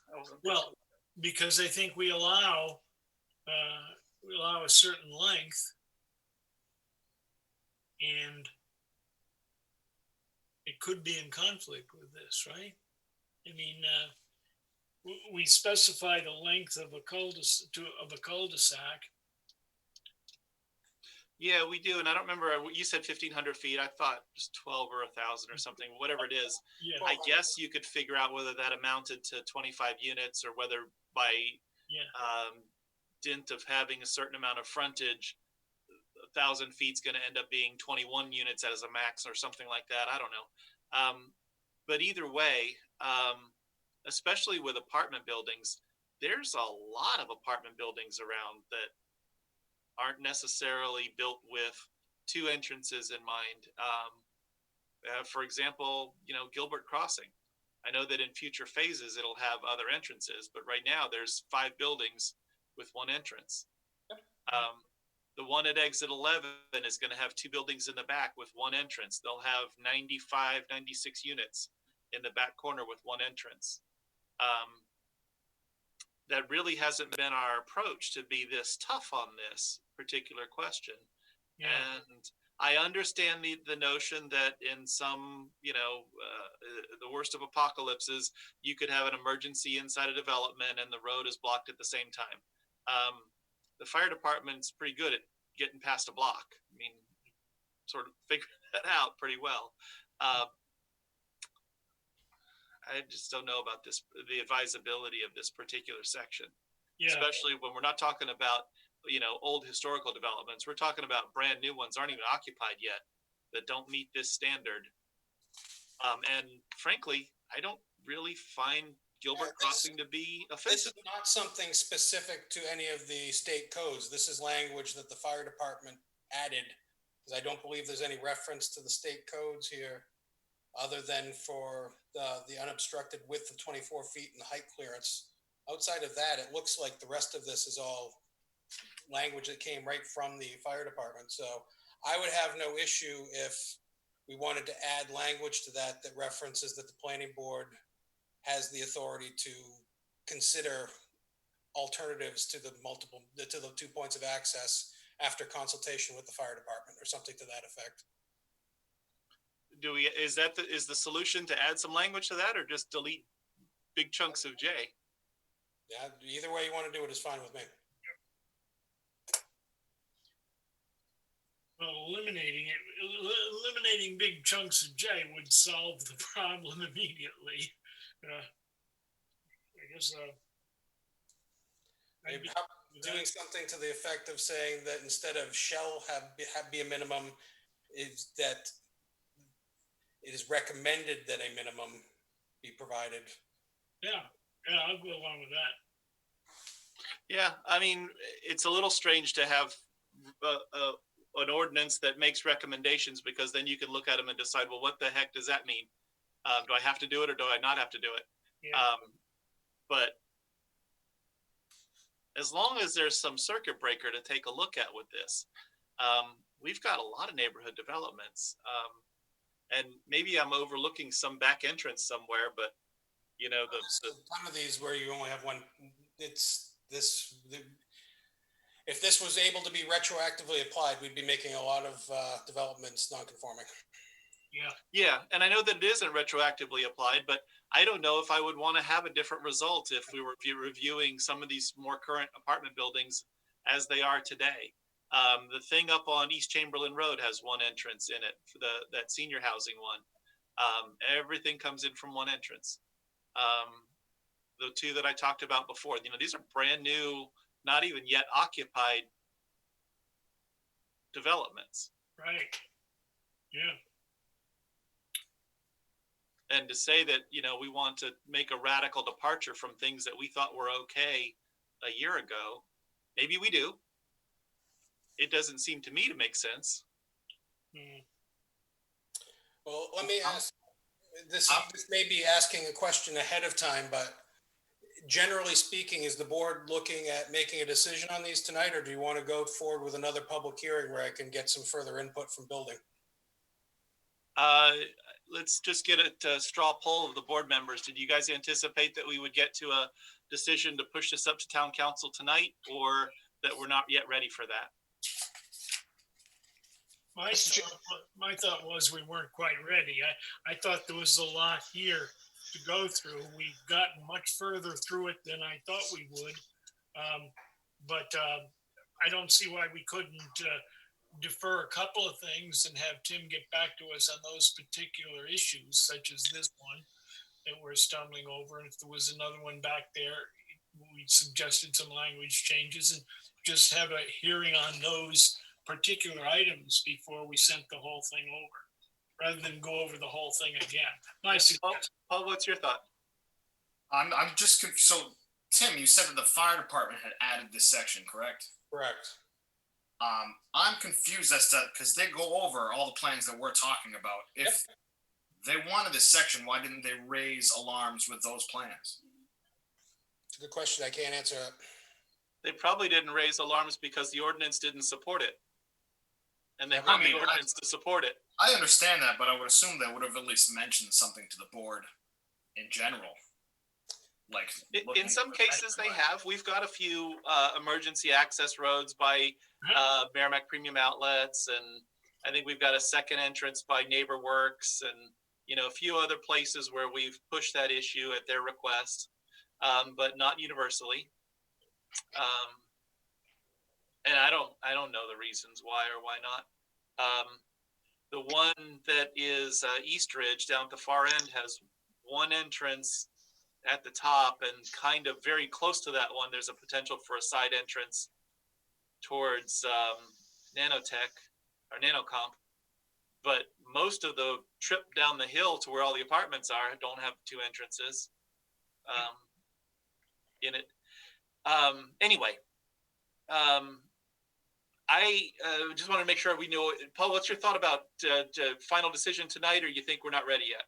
I would say we're not ready. Just given that one Neil? to start the J section, I'd like to hear why the fire department felt like they needed to add that. But Yeah, I think there's still room for discussion before we go ahead and make a decision. Okay. That's at least 3 of us out of the people that are here. That's enough to say that we wouldn't get to a final decision tonight. That's fine. So let's hold off on, why don't we move forward to section 17 then, so we can finish off the rest of this section before we make that decision to continue. So I don't want to skip anything that we haven't discussed yet that we might want the fire department to weigh in on if there's anything in here that folks just aren't sure about. And I don't want to try and catch the fire department flat-footed that when they do provide some feedback where we forgot to ask them about a thing and now we want to know about it. But maybe we're okay. Is everybody okay with the rest of this section without further details or explanation from the fire department? I am. Okay. I see nobody raising a hand or looking to weigh in. So Tim, please proceed as you see fit. All right. I was trying to get your attention, Bob. I'm sorry, Bill. You're not on my screen unless I hit the everybody button. There you are. It's nice to know where I rank on your food chain. Thank you. Zoom is just rearranging you guys right, left, and center. I didn't do it. It's kind of like the Hollywood Squares. I'll take Alistair Milnes to block, please. There you go. What do you got on your mind? Now, Alistair's not on my screen. He got eliminated. Tim. What do you got, Bill? Yes. Tim, because this was in 2019, was Chief Courier and Assistant Chief Dubray involved with this particular rewrite? Chief Courier, I believe, was the primary author. Okay. So we have a new Assistant Chief in town, Assistant Chief Harris, and Interim Chief Duke. And I think maybe it would behoove the board to actually let Chief Duke and Assistant Chief Harris take a crack at this, considering some of the discrepancies that we have here. It's a new administration. It's a new regime down at the fire department. And I know that Assistant Chief Harris has come in, really eager to get going and start helping our fire department, make strides in a variety of different areas. I'd like to have them take a bite at the apple and have them do some review of what we have versus what's being proposed, and maybe we get some new language. Maybe we get a different direction on things. Maybe they keep things the same. Who knows? But I think Emanuele would be the other person I think needs to be involved in that. Absolutely. I was going to mention him as well. Thank you, Tim. So I think we've got a new, I hate to use this word, but we've got new personnel in the fire department. It's been hanging around for 9 months. Let's let them have a look at it so that we got a good set of tools moving forward for 2021. At least that's how I'm looking at it. That's a good suggestion. If we've got new folks that might put fresh eyes on it, absolutely, let's let them do that. We still have the chance as a board to consider what their suggestions are, and it doesn't necessarily mean that we adopt everything. We're here to provide the balance. Their interest is to focus on fire. So anyway, thank you, Bill, for that suggestion. And I think that's a good one, that they could take a look at all of Section 11 and comment on whatever they think is interesting. Perfect. Thank you. Others with comments or questions? All right, Section 17. Section 1702 is a clerical edit. There was a zero in the language that didn't belong there. Section 17054 is to add a new definition for the word billboard. New definition for the word feather flag is the other item on this page. Questions on those three? Just a question about feather flags is, does it follow later on with a sentence that says those are banned? Yeah, right. Because that's really what we need, is no more of those things. There's new language regarding temporary signs, which we'll get to. Okay, good. Good. All right. Let's see. Section 1705-27 is actually just moving the time restriction to a different section. Section 1705-34 is updating the definition for and clarifying that temporary and portable signs are intended to be non-electronic, and that we don't include real estate or political signs under that section. And then 6.8 is clarifying that signs installed by a governmental entity do not require permits. Question on billboard, what we're calling billboard signs. It seems to me the purpose of this ordinance, an off-premise sign becomes a billboard when it's greater than 150 square feet in size. That's when an off-premise. What about other off-premise signs? Do we have another place where we talk about? The off-premise sign section still exists. We're just making special clarification regarding billboards. When we talk about that particular dimension for billboards, I don't know if it really changes anybody's view of this approach, but when you think of the interstate billboards, the 93 and F. Everett Turnpike billboards, those are typically in the neighborhood of 750 square feet for the big interstate monsters. 16 by 42 or something like that is their usual dimensions. And with that in mind, when we draw the line at 100, we're capturing one hell of a lot more signs as billboards than any part of the rest of the universe does. Yeah. Is that okay? Is that what we intend to do? Is there some logic to doing that we can defend? At one time, we wanted to not have billboard signs in town. I mean, what I call a billboard sign is one of those biggies that you mentioned. Okay, a huge one. We also wanted to limit off-premise signs to 0. Those were the way back goals. And a lot of them were grandfathered already. The billboard signs that exist in town now are grandfathered. But the intent was that we wouldn't build any more of those. That's a little history of this. So I don't disagree with that, although the size that we're talking about here, the off-premise, on-premise thing is a different question, but the size that we're talking about here sweeps in some things that are not sort of typical highway billboards. The Merrimack Premium Outlet sign is something like 1,500 square feet as it was approved. I don't know if it was actually built to that dimension, but it was 1,500 roughly square feet in its dimension. And of course, because it's way up on the hill and way far from us, it doesn't look nearly that big. And it doesn't advertise, a rotating inventory of whatever somebody wants to put on a billboard with posters. But that will probably fit the definition of a billboard to the extent that billboards deal with on-premise advertising. The state's approach to that is on-premise advertising is exempt from state regulation, and off-premise sign is the only thing that they regulate, which is how billboards become regulated at the Turnpike. But for example, the probably 700 square foot Shaw's letters on the back of Shaw's North is not a billboard and is not regulated by this provision. Just to focus the board a little bit. The only place where the word billboard appears in our ordinance is that it's prohibited in all districts. The language has always said billboards. We just have never had a definition for billboard. If you feel a different size is appropriate, I think we took that definition from the APA Planner's Dictionary as a typical definition that we've seen in other communities for what's considered a billboard. But if you want a different size on it, that's fine. It's just basically the only reason for that definition is so that we know what is prohibited in all districts. Okay. Okay. And so it is 100-foot or bigger off-premise sign is our 150. definition? 150 is the current proposed language. 150 and off-premise. If it's on-premise, we don't have a limit on it? On-premise, it's not a billboard. Okay. We've had more than a couple of businesses sort of end up with off-premises signs without us even sort of realizing it.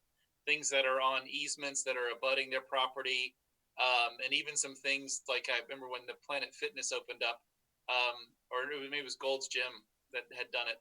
One of the gyms had done some signs far, far away from their site, which were enormous. And not actually did a billboard near the post office on that existing billboard. They definitely did that one, but I think that they did some over by Tractor Supply and stuff like that too, which were just sort of temporary. Kind of, anyway, whatever it is, 150 square foot sign. When you think of it as square footage, like of a room in a house, maybe that sounds like a lot, but on a sign, that is not a very big sign. That would only be like 10 by 15. Yeah. That's not very big. Yep. And for an on-premise sign, 10 by 15 is, when you see those plywood signs go up with a new development coming in and it has a little picture of it, those things would be more than 150 square feet, the way that they typically go up on the side of a construction site or something like that. Pylon signs, Cinemagic, those sorts of things are well bigger than 150 square feet. They just happen to be on premise. If we're talking about visual appeals, I'm not sure if it makes all that much difference whether it says Shaw's or Planet Fitness. It's a big sign near the road, and there it is. What should we do with it? Anyway, Bill, what's your thoughts? Well, the concern that I know we're talking about a definition, but the concern that I have is not so much obviously exit 12, but exit 11 and exit 10 are where I think there's a proclivity that whoever comes in and decides to develop those locations, that they're going to want to have the signage similar to what they have off of 125 exit 7 at Epping Crossing, which are just they're huge, and they pop out and they stand really high off the ground. Which one were you talking about? Epping Crossing, 120 exit 7 off of 101 at 125 Caleb Highway. I don't think I know that sign, but I was thinking about the one for the Holy Grail restaurant. Okay. I'm still not registering in my mind what the sign is. The one on 93 before you get to Concord for the Festival Park, and now it seems to be sort of a Trump billboard these days. Yeah. But a digital one. Remarkably, that one's up high on a bluff, so it's not a tall sign at all. No, but still, it's intrusive though. Yeah, that one is. So electronic one that changes messages. We don't do that either. No, I understand, but that's fine. I'm just saying is that I think we have an opportunity, especially we don't know how exit 11 and exit 10 are going to be portrayed for development purposes over the next couple of years. I know the council a couple of years ago had received a letter from somebody looking to develop that wanted to build a sign, because the town owns property that abuts the highway, and I had a hard time with. That's now the Executive Park Apartments.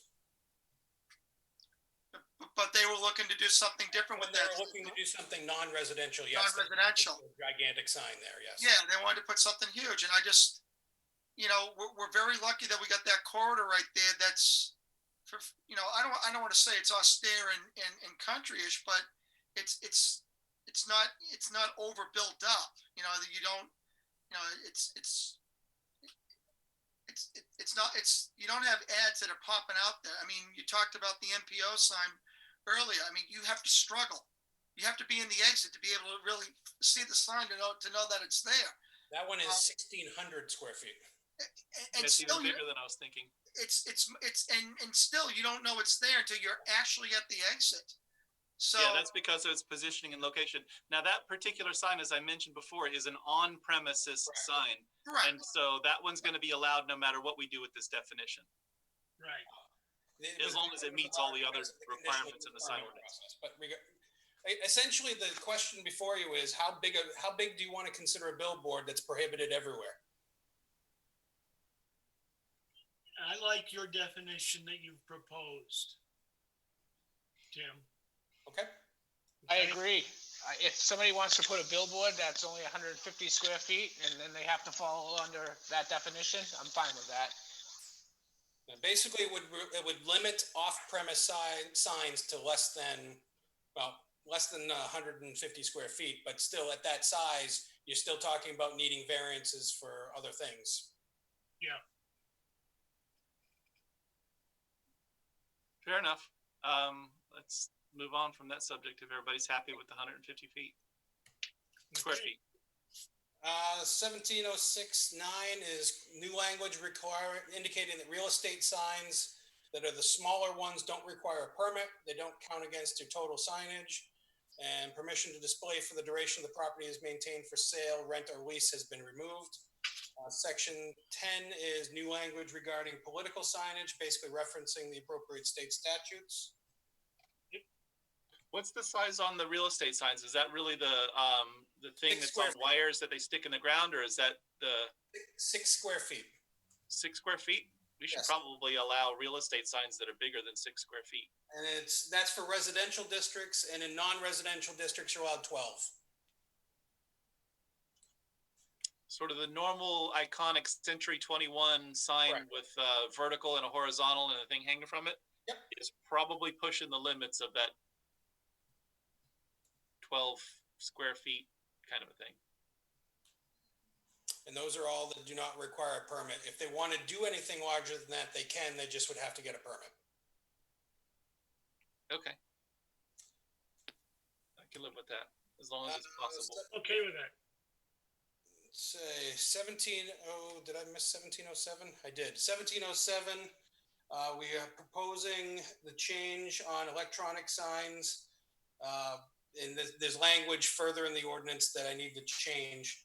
The 20-minute restriction, we're proposing cutting to 10 minutes, which is still a long period of time compared to 99.9% of the ordinances in the country. But we'd always allow for a time and temperature display to change every 5 minutes. What's the reason for the change from what we had? It's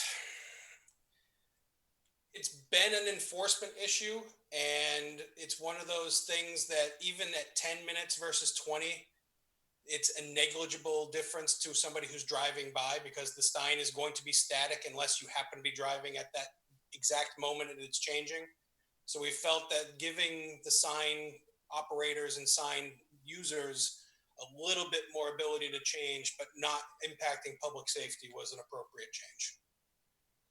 So, request to do that? It seems. Again, it's also an enforcement thing where if we do get a complaint, we don't have to sit out there for a half hour waiting to see if the sign changes. Is 20 minutes.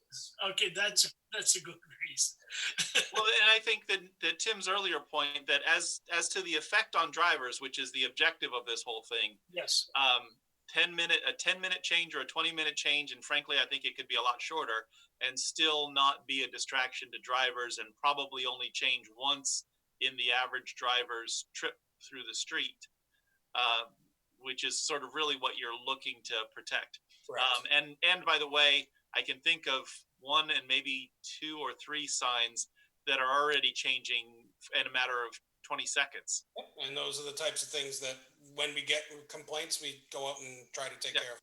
And I don't think that they've caused any issue. No. I mean, I don't think that they've mattered. Like I on said, the time and temperature thing, I'm in favor of cutting that time way down. I mean, I don't care if time and temperature revolves every 15 seconds. between 10, 11 p.m. and 58 degrees outside. I just cannot buy that that's a distraction to anybody to rotate time and temperature. Everybody on the planet's managed to figure this one out. Both Robert and I have not experienced in any point in our careers any ordinance that was as long a period of time on electronic signs as what we have here in Merrimack. And I think that to some extent, when you put a long time on that, you sort of affect a different regulatory purpose, which is simply to just discourage them. And then nobody will build them because if I can't move it any more than once every 10 minutes, what's the point? And maybe that's a regulatory goal. Okay, that's a way to achieve it. But as to time and temperature, I mean, you know, it's like New Jersey's regulation that says nobody can self-fill their gas tank. Enough already with this stuff. There's no defense for it on time and temperature changing whenever somebody wants it to change. So I'm fine if you want to change that exemption for the time and temperature to less than 5, but I think 10 is a reasonable compromise on the general messages. Yeah, and I'm not pushing for anything less than 10 on the other signs either. It's not an issue that's burning in my attention, but we don't have time and temperature signs for the most part. I can't think of one in town. I can't think of one that we have either. And it's probably because what's the point? It's not time and temperature if it changes once every 20 minutes. It's time. Or on a different day when you pass it by, it might be temperature. It's not a dual message sign at that rate. You know, it's just sort of an iconic Main Street thing for the towns that have them, that, you know, you watch the sign for 2 seconds and it goes from, you know, 12:30 p.m. to, you know, 74 degrees. You want to change that to 15 seconds? I'm in favor of that. Does everybody else have an opinion one way or another?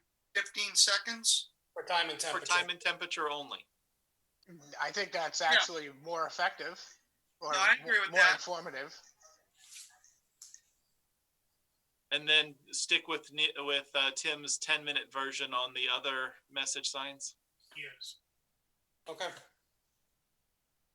Okay. The next thing is temporary signs. This is revising the language to require permits for all temporary signs, which then gives us the ability to enforce their removal, which has always been our issue with the way the current ordinance is written. This would be for flutter flags and all those temporary signs. You're going to be required to get a permit for them now, which means now we have the enforcement mechanism that's been lacking. Didn't we in the original ordinance already have limitations on the amount that they could have? Yes, but we couldn't really enforce that because they didn't require permits, so we couldn't actually prove when they were initially put out. So they could always argue, well, it hasn't been out there that long yet. Okay.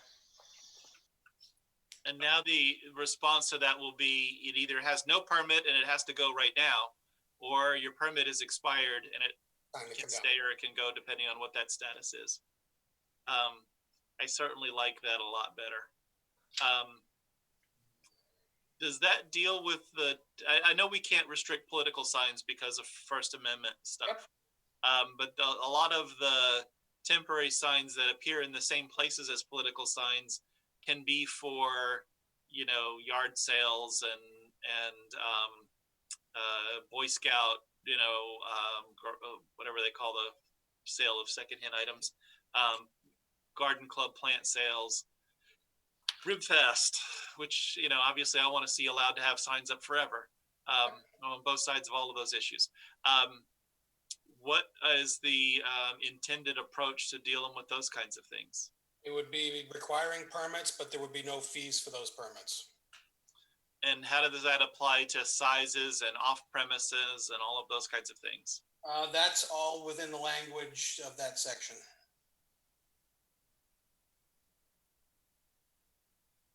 What does it say? This is section 1704, which I believe is the sign size requirements.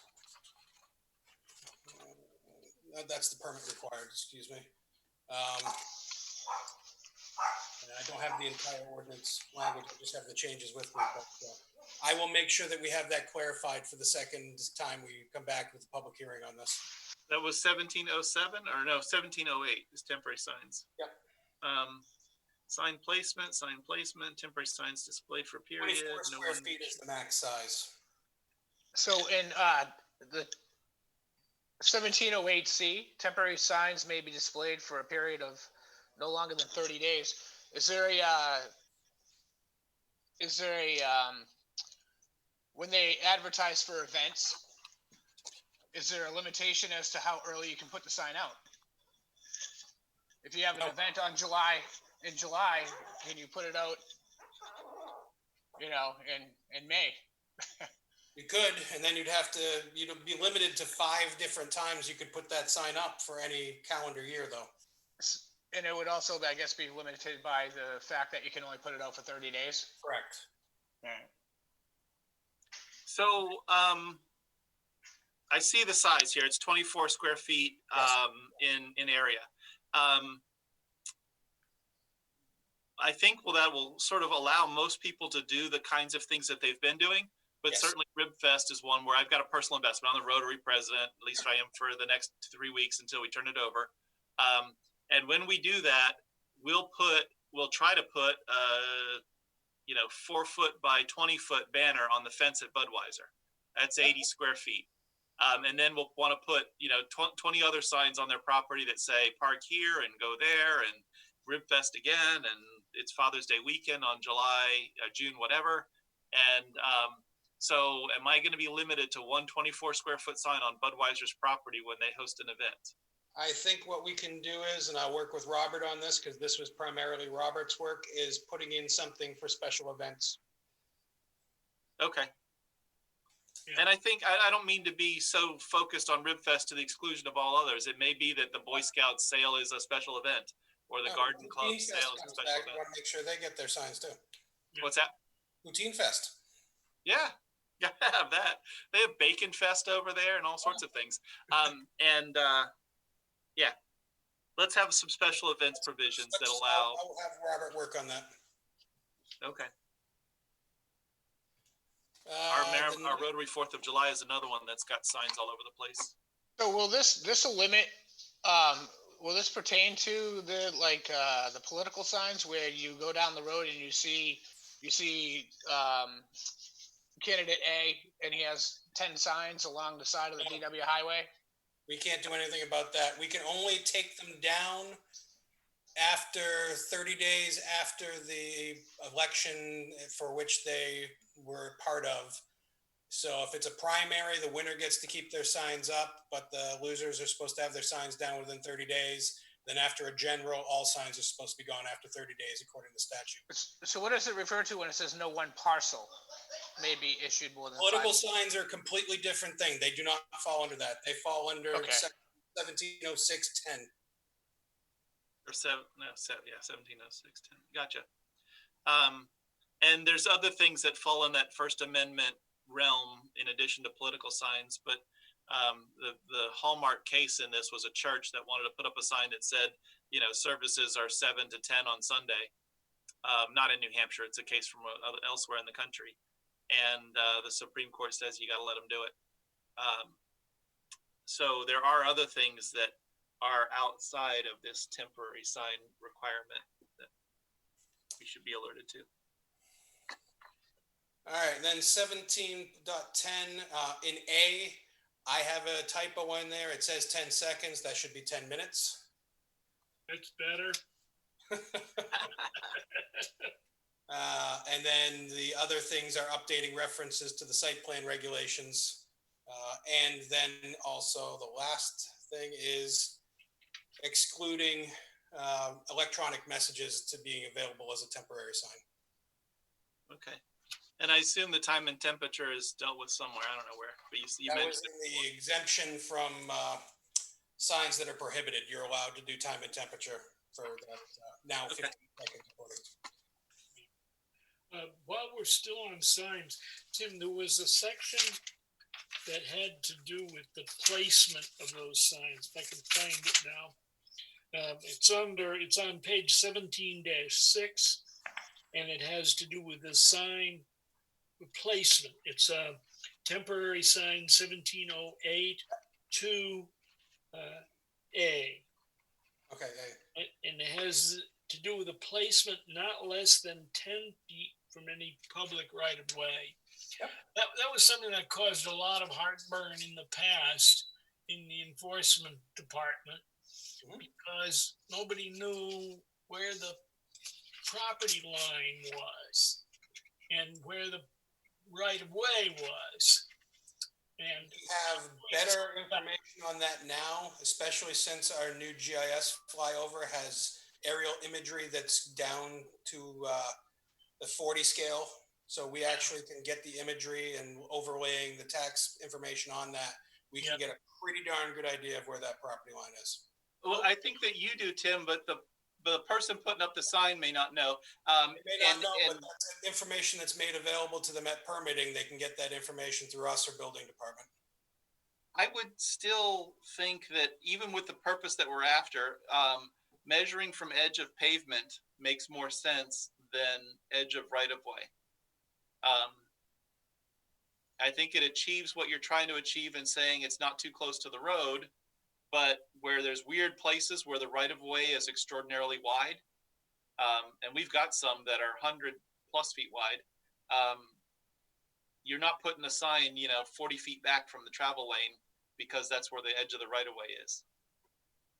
Yeah, you would not be permitted to, in those situations where the road edge is and 10 feet off of the road edge, for example, if that's still in the right of way, you're not permitted to put a sign in the public right of way anywhere, unless it's a political sign under the statutory requirements. I think that we should allow those, though.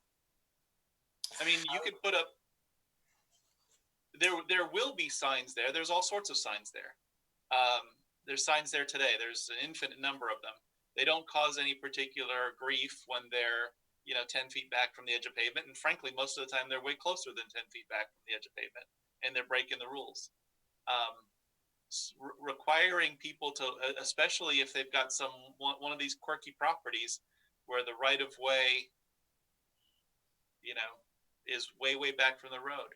I'm trying to think of one of them. The only one I can think of is that side of the outlet mall along Continental Boulevard, where there's the old remnant right of way from Camp Sargent Road that makes it essentially a good 75 feet from the edge of Continental Boulevard before you're out of the right of way. And I'm not saying that we should have temporary signs there, but that's a real strange. You're back in the woods to get out of the right of way. I have a hard time. I don't believe, and I'll have to check with legal on this. I don't believe from a zoning perspective, we could permit the use of public right of ways by a private entity in that manner. Well, they already use the public right of ways for private entities. If not for signs, they do it for grass and landscaping. They do it for their driveway. Their utility poles are in it. I mean, there's an endless series of things that are in the public right of way because of necessity. They have to be. I mean, your driveway can't touch the road if it can't cross the public right of way. Yeah, that structural things, I think we get into an area where I don't know that I can guarantee Public Works is not going to be supportive of anything like this. So with this, that's why we're the planning board, though. That's why we're the balancer. Bill, what's up? Sorry, Mr. Chairman. I was just wondering, would this exclude, like at the end of where Turkey Hill and McQuestion are, where people put all those signs up, or at the end of Natticook, right across from the end of Natticook? Technically, those are illegal right now. Unless you have permission from a property owner, you shouldn't be putting the sign on somebody else's property for a temporary. So as far as the political ones that grow there, those tend to be beyond our First Amendment limitations, and we don't enforce those. When it's people that are doing garage sales and yard sales and Boy Scout sales and those sorts of things that are right in front of those could be limited. They're technically not legal, but unless I'm getting somebody complaining about them, it's not something that we're out looking for. Right. I'm just trying to get an understanding of it, but those are the types of things that this would restrict. Or places. Thank you, Neil. Bill, I thought you had a comment. I didn't mean to cut you off. That's okay.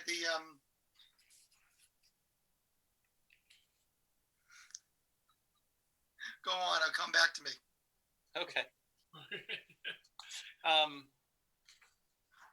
Anyway, I think that we're going to have some very unique impacts around when you start talking about measuring things from the edge of the right of way and telling people they got to go on GIS and say, well, the GIS shows you clearly where it is. But of course, that only matters when you get out to the road if you've got some reference point to measure what the GIS, to lay that on the ground. And the GIS doesn't dimension the edge of the pavement to the edge of the right of way where someone can say, okay, the pavement stops here and the right of way is 10 more feet beyond that, and I've got to be 10 more feet beyond that. I think that this is a puzzle that is going to just really be difficult for people to try to comply with if they want to. And in addition, there's going to be lots of occasions where compliance is not a reasonable burden to put on a property owner, simply because somewhere back in history, someone reserved a very wide right of way for a particular piece of property. I think I can recall one where part of the DW highway near Bedford Road tries to make a right of way out of the cemetery that sits right on the corner of Bedford Road and DW highway. And pretending that that's a public right of way and that somebody would actually widen that road and move that cemetery. I mean, we're dealing with fantasies here. In addition to which, throwing a sign, 30 feet back from the road in the woods,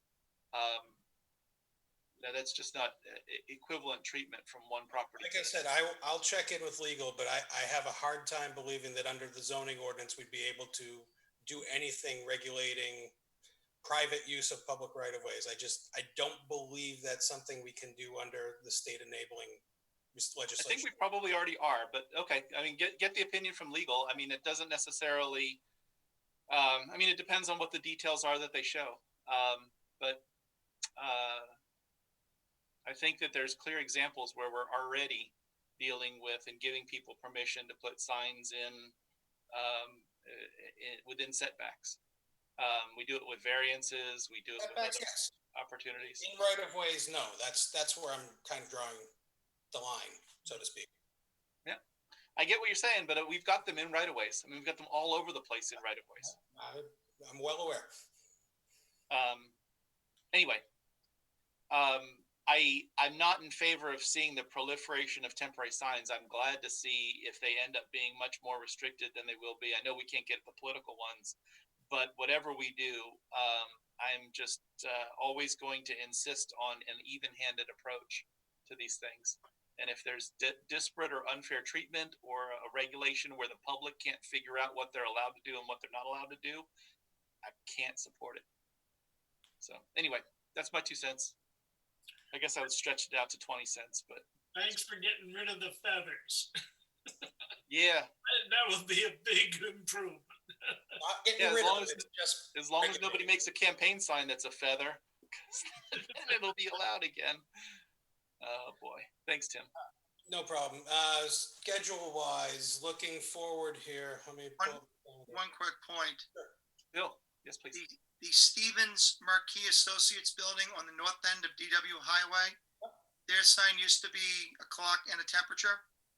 And then the south end of town in Pennachuck Square, People's United Bank. Yep. They have a temperature and clock. They're the only two I know of. Okay. Thanks. It's more than I thought there were, although now that you point them out, I do recall at least the Pennachuck Square one. I don't remember the Stevens Marquis one, but what I would suggest is, since it seems to be the consensus to continue this public hearing, in order to allow time for me to arrange for folks from fire and building and all the others to make these tweaks and get the information together, I'm going to suggest we go to the October 20th planning board meeting for a date. So moved, Mr. Chairman. hang on a second. What we've been doing is a public hearing, and we have not taken any public testimony, although I don't think there is any. But let's at least gavel it open and gavel it closed. Is there any member of the public or interested citizen who wishes to weigh in on the zoning amendments that have been considered? And we'll close it again. Thank you for allowing me the formality. I kind of knew that's what was going to happen, but I still can't not do it. Now, Bill, a motion. So moved to the October 20th. No further notice. 20th meeting. Second. Second by Nelson Disco. Okay, let's go through our roll call vote. Nelson, how do you vote? I vote aye in favor of the motion. Counselor Boyd, how do you vote? Alistair Milnes, how do you vote? Aye. Paul McLaughlin. I vote aye. Neil Anketel? I vote in favor. And I vote in favor as well. That's 6-0 to do that. Okay. Thank you all for a lot of hard work. And Tim, as much as we might chew on particular pieces of this, this does represent very good work. And I'm really appreciative of you for kind of going through it and dealing with all of this minutia. We could not do it without you and your staff support. So I applaud you with that. Patience. Yeah, a lot of patience and patience with us too. I mean, sometimes it's figuring out what the ordinance is, but sometimes it's just dealing with crazy board members who are going to run off on a tangent. That's what 23 years of the business does for you. Yeah, I guess so. I know that, so the next item on our agenda is item 4. I'd like to give us a 5-minute before we jump on number 4, because I need a minute. And so my clock says 9:21. Let's come back together at 9:25. Thank you. Okay, Thank you, I'm not guys. gonna leave. I'm just gonna be right here. But I'm gonna get a drink of water.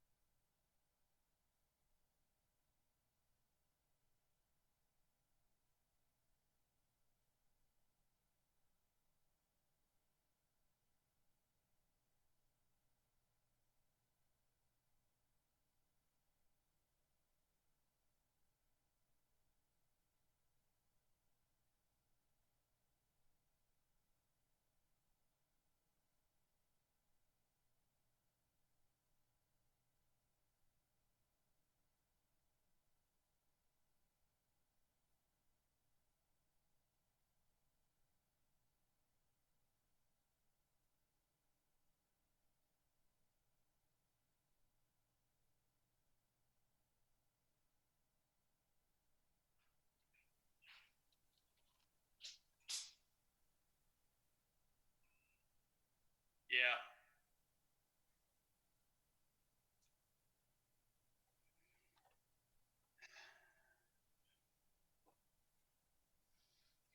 Not quite back yet, but we're still off the record. I want to thank you, Chris, for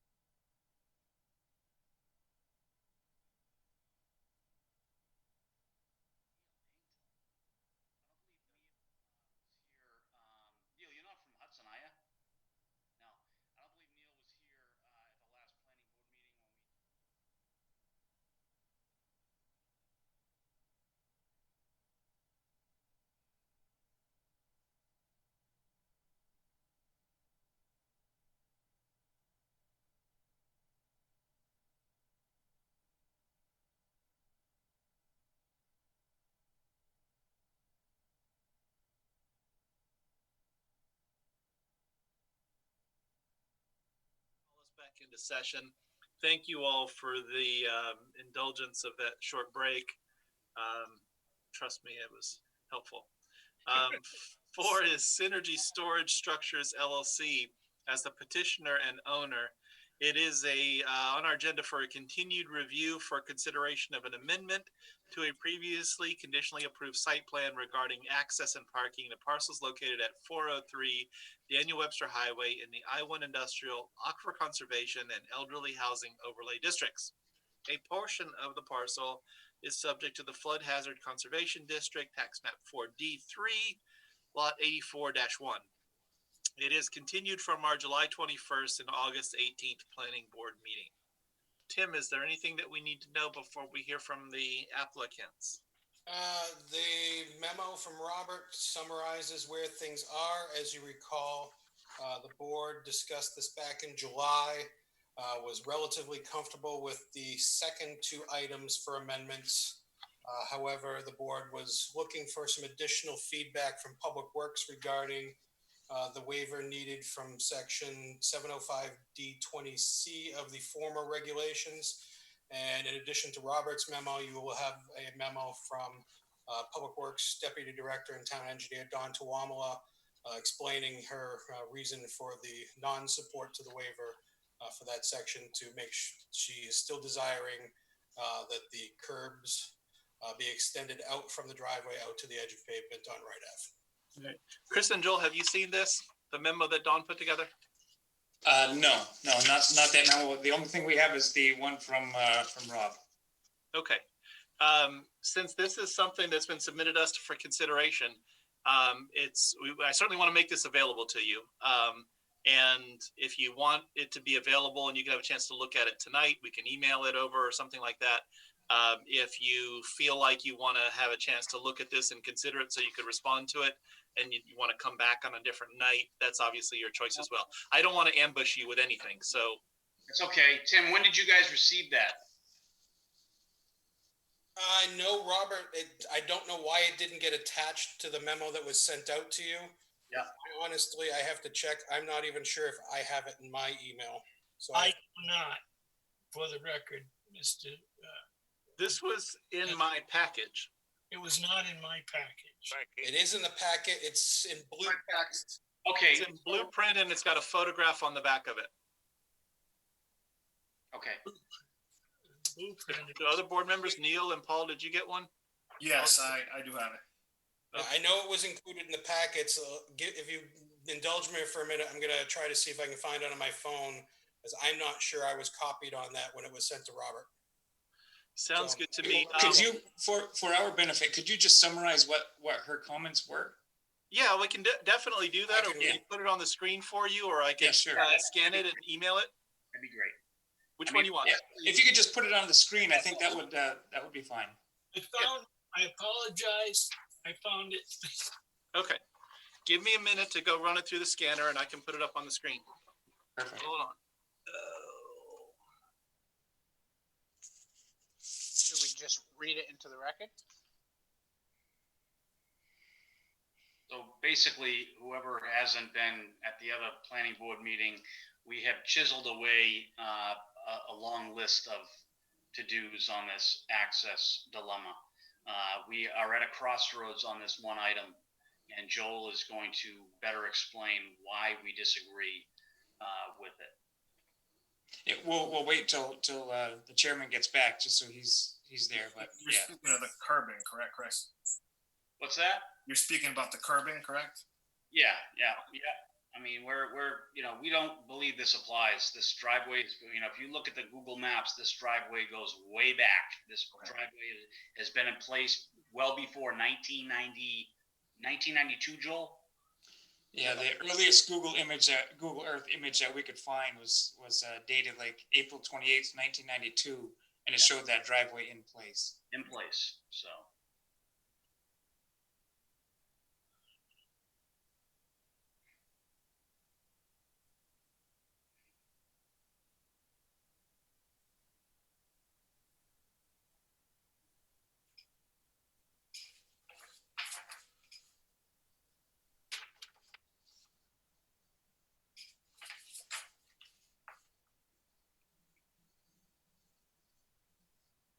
do have pictures that we printed out, I believe 1992, 2011, and very recent prior to the finishing.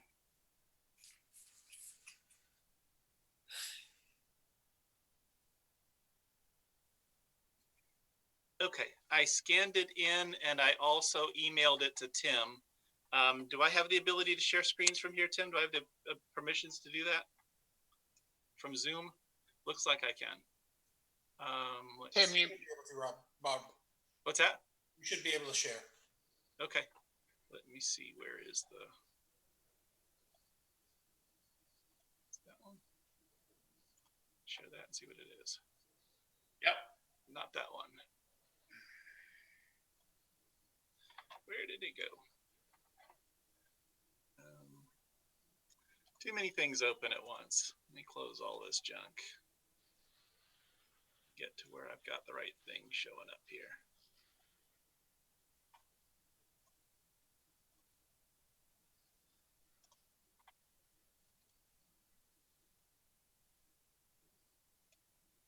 And now, share screen. Okay. Can you see that one? Yep. So there's written text and then there's picture on the back. And I'll give you a chance to read this and then I'll scroll down and get to the back. Let me know when you're ready to scroll or move on. Yeah, I think you can scroll to get to the bullets.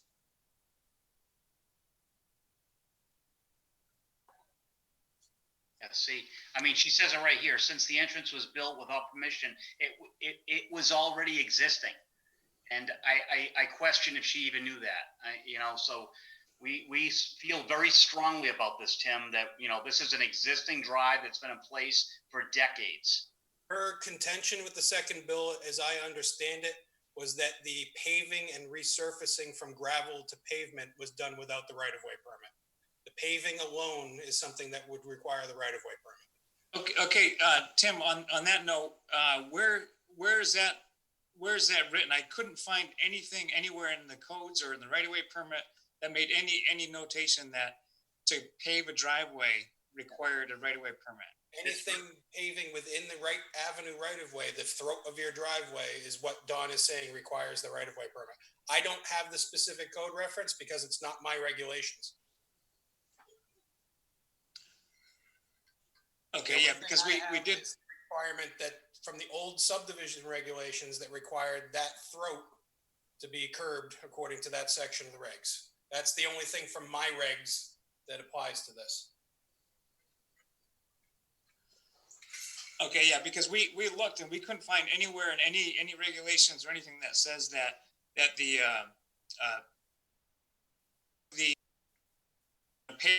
drive required any kind of right-of-way permit. There is, however, notes that if you disturb existing pavement, then that invokes the right-of-way permit, but nothing with regards to paving an existing gravel driveway. And I searched for about 2 hours this afternoon. I went through old meeting minutes and everything else, trying to find anything with regards to that, and was unable to find anything. So our argument for that is, as Chris mentioned, well, Bob was putting that up on the screen there. We went back to the earliest Google image we could find, and it was dated April 28th of 1992. And it does, and Chris actually has some photos there that he can put up on the screen. It does show that driveway was in place. So with regards to it being an existing driveway, we have no qualms calling it an existing driveway. And then we actually went back to, so if you go to even our existing, the original site plan for the Synergy project that was. Existing conditions. Yeah, the existing conditions that was approved back, I believe it was January 2nd of 2012. It does show an existing gravel roadway on that point there. And that's what it's worded. Yes, yeah, existing gravel driveway, I believe actually was how it was worded. Right. So our I guess our argument is that we didn't actually construct a driveway. The only thing we did was we paved the existing driveway that was there, and that was simply to mitigate, really the erosion situation that we had there that was coming from the water, the runoff on Wright Avenue. Yeah, don't forget. That's our position there.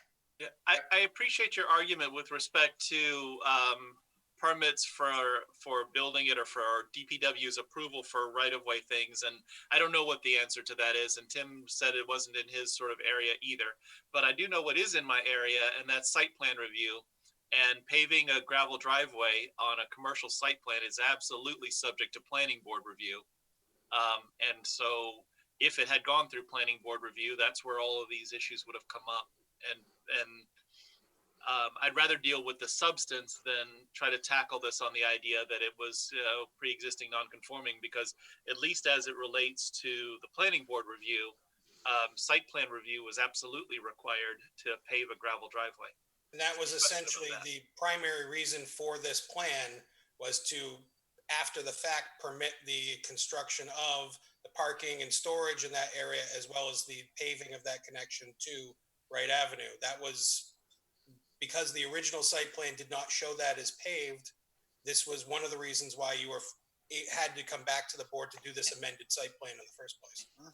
So, and it's not so much the, we're looking at roughly 10 feet of curbing on either side of paved curbing. So it's not like this is a huge expense for us by any means.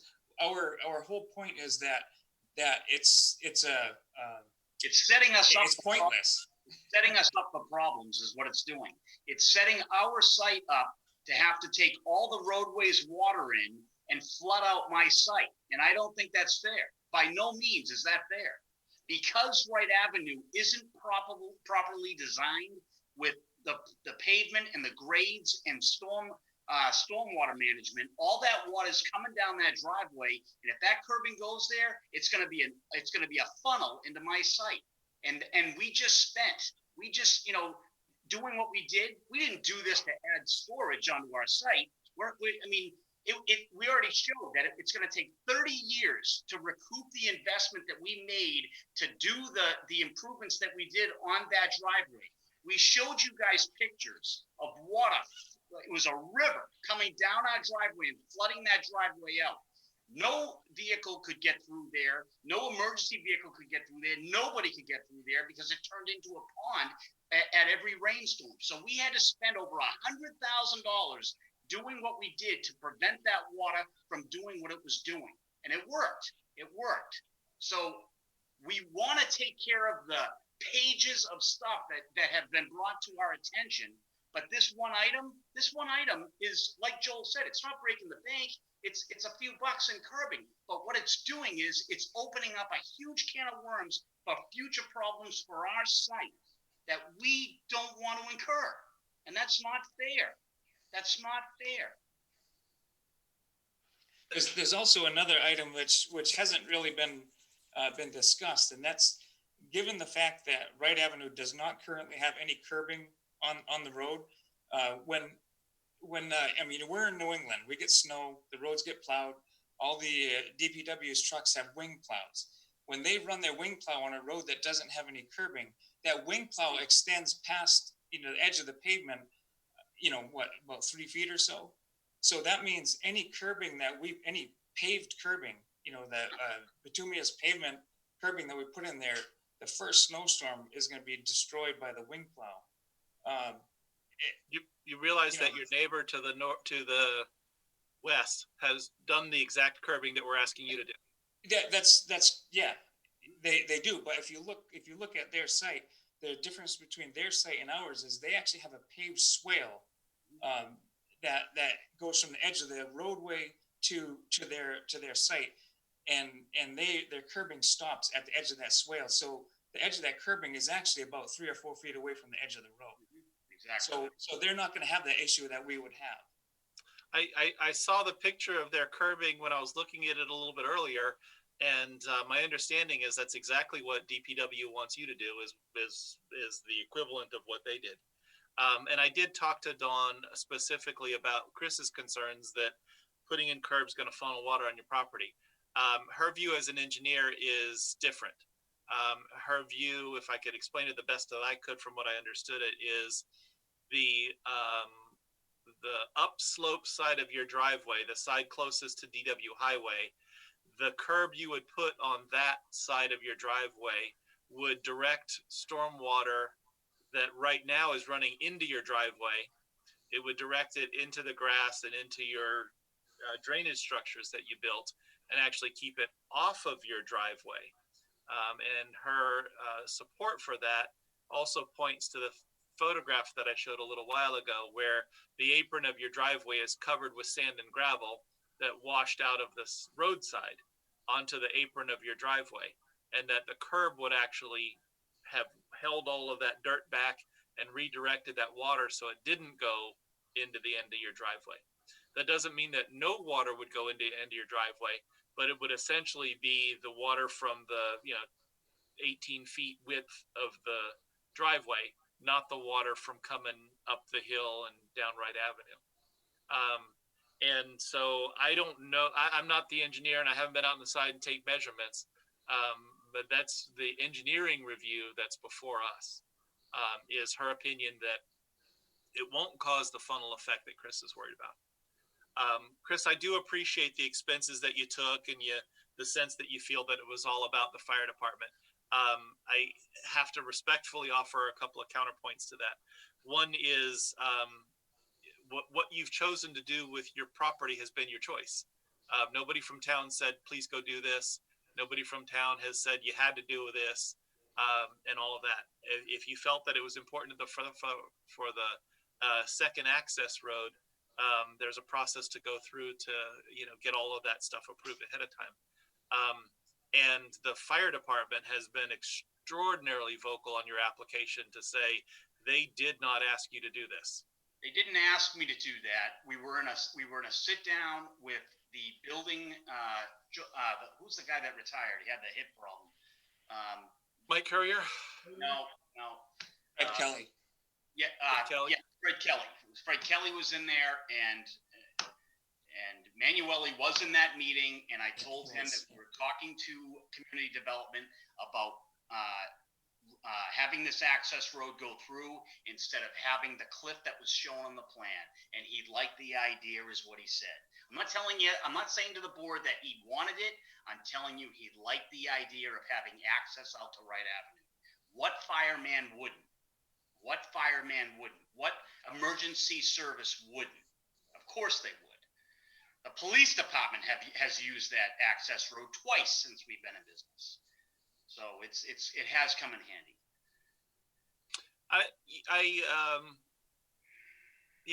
Let me counterbalance my own argument before. You do keep a nice site, and I have no doubt that pavement looks better for the site, and you get a little commercial use out of it, but it doesn't surprise me that it isn't equivalent to paying for it. I'm not debating all of those kinds of things. And I've always given you props for keeping an attractive looking site. I not only do that as a part of the planning board thing, but I truly believe it. I think your site does look good. The issue about what the fire department wanted or how much you had to spend versus dealing with this curb issue and these other suggestions really is simply, if you were dealing with back to a gravel road and you come before us and say, hey, I would like to pave this, this would be a requirement put before you, and we'd be considering whether to waive it based on the input of engineers or your engineer or whatever else. And as a board, we'd be weighing that stuff. We wouldn't be doing it, we were requiring it out of any kind of a vindictive approach to things because you were forwards or backwards or otherwise. It would simply be a regulation that you either complied with or you applied for a waiver for it, and life could go on. And you make your case based on the science of it. It's really got nothing to do with pre-existing non-conforming, doesn't really have anything to do with, someone sort of, feeling like you didn't apply for it in the right way. And so therefore we're going to hold your feet to the fire on a particularly ineffective regulation or something like that. The engineers that we have say that it is an effective regulation, that it would help the situation. It would direct water off your driveway. It would prevent that gravel buildup that's clear in the picture that you even talked about on the apron of your driveway.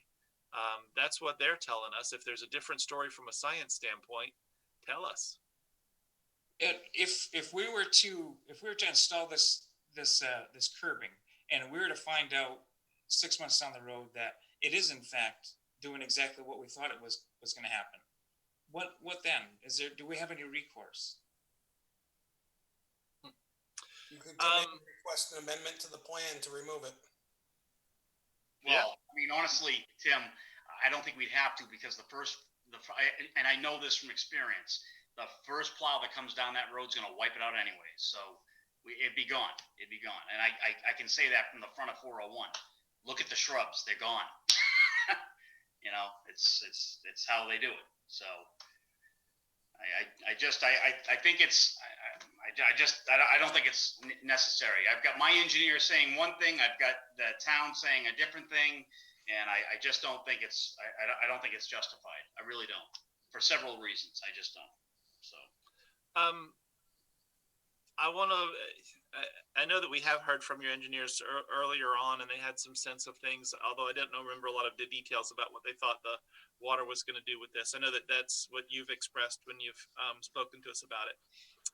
But I want you to do your best to make the case rather than just say, this is what I think and that's that.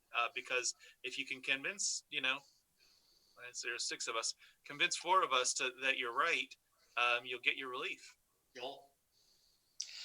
I mean, I guess the only thing that we can say is we know what's going to happen in the wintertime, and we know from daily experience what happens with that water, and we just know that by adding that curb, the engineers can say one thing. We have firsthand experience that proves otherwise. So I guess that's the only place that we can go with it. Okay. Tim, can I put the picture back up that Don had? Not to mention, I forwarded pictures to the board many times over, showing what the rainwater does. Yeah. What Don had described to me, and I think Tim can agree that I gave her a pretty tough time with making her defend this, was that putting a curb along this section right here is going to intercept water and push it to the left of the picture off into your drainage structure. So you've got some swales that are between your pavement and your neighbor, and then it leads over into your detention pond. As you look at this slope, the slope is definitely shallowing at this point. It's not sort of as steep as the other part of Wright Ave is. And then all of this sand and gravel through the middle here isn't coming from the road. It's coming from here on the side where the dirt was, accumulating. And so it's showing that water is already running across here into your driveway. And if you intercept that with a curb, what you're left with that's going to come in here is a little, but not nearly as much. And certainly if a curb at this end causes a funnel in that kind of a thing, then, run your curb to wherever it has to stop, and then the water's going to go off the edge of pavement this way. Well, that's where we have the problem, is because that's the side that we are installing the curb the full length, because that is the low side of the roadway. So that, whatever that is, the east side of that roadway will have the curb. So any water that is intercepted by that curb at the end of the driveway will be brought all the way down into the wetlands on our property. That is our biggest concern. We have been watching that and monitoring that and fighting with that for 7 years. It is tricky. And right now it's great. The EPA came in, they put in that new detention pond at the corner of the cleanup site. It's helped out our problem and our neighbor's problem. Thank you. But we don't want to add this curbing because we're just we're putting that problem back in place. Again, we're talking about a little bit of curbing. It's not breaking the bank. It's not a cost issue. It's what it's going to do. I know this is my property. I've owned it for 18 years. I know what happens at every juncture, at every inch of this property. I mean, Doug said the same thing. So I've got the other thing, Chris. Let me just step in here, Chris. The other thing, if we were to install the curb on the high side, on the west side of that roadway, closer to Daniel Webster Highway, as you mentioned, Mr. Chairman, that is going to intercept the debris and whatnot, the gravel and the dirt that comes down there to a point. But that curb is only 4 inches high. The first rainstorm, that curb is going to be overburdened, and then it's going to run right over top of that curb again, and we'll be right back to where we started. So, as Chris just mentioned, this is not a cost issue at all. We're looking at 10 feet of pavement curbing. What is it? A couple $100. I mean, I don't even know offhand. So it's not a cost issue. It's just we're trying to avoid a potential. Well, not even a potential. It's a problem that we know is going to happen. That's where we stand with that.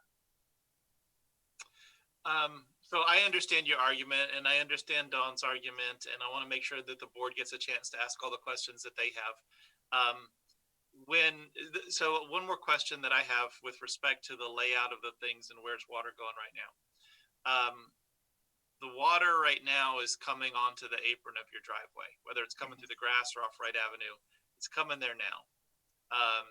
Whatever the west side curb would do, whether it would get it all or whether there'd be some times where the rain was so heavy that it overtopped the curb, it would certainly put less water in there. But once the water is getting on your driveway right now, and there's no curb on the east side of your driveway, it's rolling off into the grass, into the neighbor's yard, or it's going up your driveway to where there is a curb, and then it's traveling the full length to get to the pond or whatever it is. But one way or another, the water's already coming onto your site. I mean, funnel or no funnel, it's already there. No? Yeah, no, you're 100% correct. It's just the problem, we're looking at, we do have to install that curb on the east side. So any water that now comes onto our site is staying on our site. We no longer have that liberty of the water running across our site onto somebody else's property. It's now, we're retaining every little bit of water that comes onto our site. So we're trying to, if we can avoid some of that, that's what we're looking to do. We've had that pond gets up there. It gets up there, and I'm just trying to manage that water so that the ground can absorb it at the pace that it does, and that's really what I'm trying to avoid, the problems that I've been fighting with for years. That's all.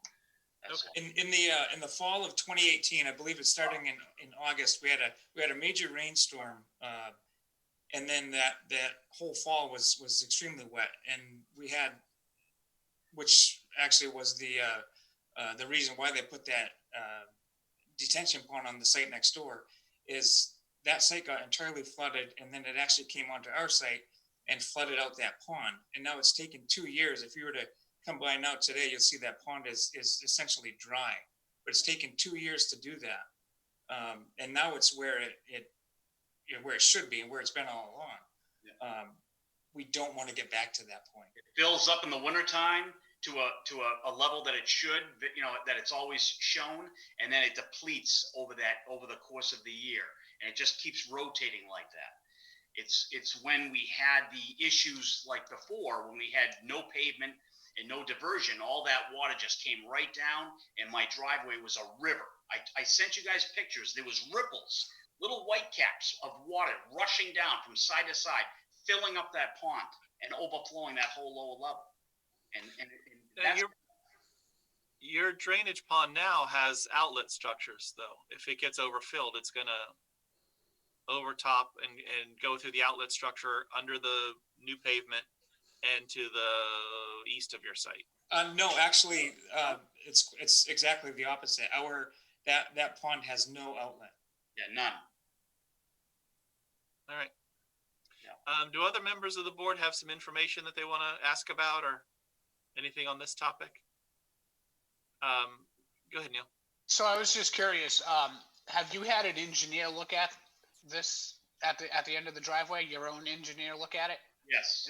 Is that you, Joel? No. That's it's the Dubé Group is our engineer. And what were the results of that? Neil, if you look at the memo from July, you'll have Doug from Dubé Group's response in Robert's memo, he summarizes their engineer's perspective on the issue in the July memo, which should be right after Don's memo. Thank you, Tim. I'm just going to look at that for a minute. Sure.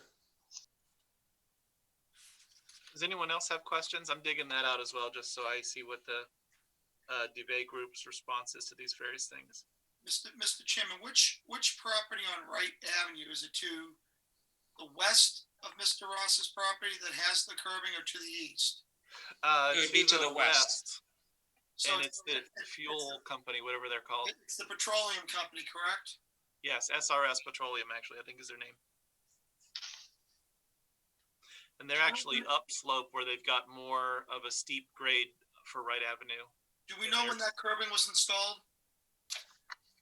It was a partial fulfillment of the site plan that they asked for. God, it's probably 2017 by now. So it's in the last couple of years.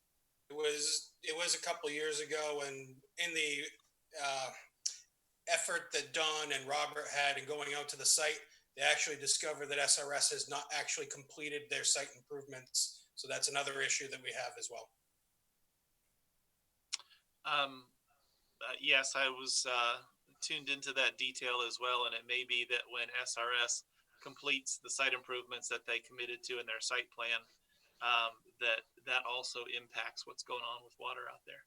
The second question is for Tim. As you come down Wright Avenue going west to east, does the road slope from the north to the south and then generally flatten out? Let me see if I can pull up the grading from the plan here. Just a sec. I mean, I looked at the plan. I'm not an engineer. It's very difficult for me to follow Tim. Yeah. Basically, from the top of the hill, as you turn onto that road, all the way down, it just sheets off into all of our direction, me and our neighbors. It's been a long-standing problem for years. So Chris, when you say that, you're telling me that on a rainy day, yeah, water coming off of DW coming down Wright Avenue runs from right to left. Yeah, it would stay. The water would stay on the south side. No, I'm sorry. The water comes from the south and goes to the north side of the road. That's okay. That's what I'm getting. Okay. Yeah. One other question, Mr. Chairman. Yes, please. Does that entrance remain gated? Yes. Yes. Yes. So that's strictly, is that emergency access only? It's exit only. Exit only for people with a large RV or something like that. Okay. Or tractor trailer or what have you. So nobody's coming down Wright Avenue to access your property that way. They're coming directly off of Daniel Webster with a north or southbound. They're making the turn in. They're accessing the storage, and depending on what they have for a vehicle, if they're driving, like I do, an F-350 with the fifth wheel, you're more inclined to send them out onto Wright Avenue. No. Basically, just the RVs that are just the large RVs that are parked on that access road are sent out that gated access. That's it. Everybody else goes out the main entrance onto DW5. Even somebody with like a travel trailer that they absolutely. Yep. Not an issue at all. That's fine. I'm trying to understand who accesses Wright Avenue and how frequent is Wright Avenue accessed. Okay. Maybe in the summertime, maybe twice a week. In the wintertime, twice a month. Yeah, never. I have some Google Street View of Wright Avenue that I could share the screen if everybody wants to see that. The only thing that I would caution is that trying to judge what slopes look like with Google Maps is not a reliable method. And the reason why I asked the question is I have Google Maps up on my other computer, and I'm asking the question about the curbing and the sloping because that's exactly what I'm looking at, Mr. Chairman. There you go. So you see how that kind of slopes down? Look all the way to the top, as far as you can see. It certainly is sloping towards the viewpoint right here in this photograph, it does sort of start to flatten out, or at least it appears to as it goes down here, but I'm sure it's still sloping as it passes your property. So It's just not quite as steep. So then the next question I would ask would be for Tim, and I apologize if I put you on the spot, Tim. Do you happen to know when Wright Avenue was actually engineered and laid out? I do not. I'm actually, well, I was in the process of trying to pull up the topography from the GIS, but I can't get to the screen right now, so. That's okay. With now that we have this up here on the picture, if you could rotate back, Mr. Chairman, to show the entrance to the SRS site there, we can discuss that how their curbing scenario is different than ours. You see between the roadway and their entrance, there's about a 4 to 6 foot area of pavement that basically the previous, I'm assuming it was the previous property owners, RH White, when they were in there, they kind of paved like a parking area for their employees on the edge of the roadway. So the curbing that's installed there now by SRS goes just to that edge of that, additional parking area. It doesn't actually go to the edge of the roadway. So they will never have the issue that we will where it would get hit by the wind plow. So their curbing stops. So hold on a second. That's curbing? No, the curbing is not present in this picture. And this is dated from Google August of 2019, but the curb is installed here somewhere now. I'm not sure and exactly it stops where it stops. right about where that pavement, the coloration changes there. That's where their curbing stops, right about there. So it's well off the edge of the roadway. And we're talking 4-inch granite curbing? I'm not sure what they have. It may be, yeah. But as I said, it's elevated, correct? Right, and it's well off the edge of the roadway, so they will never have the issue that we will, as far as the curbing being hit by the wing plow of the in the wintertime. Yeah. See, there's no curbing along the roadway. Correct. I have the topography up. If Bob wants to stop his screen share, I can share the topography. Please. So the changes to SRS is that they had to limit that driveway width to the appropriate 24 feet and put curbing on the edges of it. So it looks a lot different in practice today than it had before. But the curbing for SRS is internal. It's not external along the roadway. There is a difference. There is. There's a difference, Mr. Chairman. I'm not sure exactly where it stops. I think it comes a bit closer to the road than. So it's almost flat. Than Chris and Joel were talking about. Yeah, the topography shows it sloping at SRS, but pretty darn flat as it gets even partway through their site. Yes. And not a lot of changes at all as you go. Can you scan? Yeah, that way. How old is this topo? What's that? 2019. Now, in terms of when Wright Avenue was laid out, it's just all of those things on the riverside of Daniel Webster Highway are some of the oldest roads in town. So they've been there a while. This is showing that not even talking about 2 feet of difference from. Basically 4 feet difference from where my cursor is to the 120 contour. So in the Dubay group response, they refer to there have been improvements to the drainage conditions in the area by the abutter subsequent to the review, and the issues may not exist anymore. Is that saying that are we referring to the abutter that we just were talking about with the curbing? Yes. So because of their improvements, they feel as though the issue may not exist anymore. Are they saying that the water won't be an issue to you? What the debate group was referring to is we had spillover.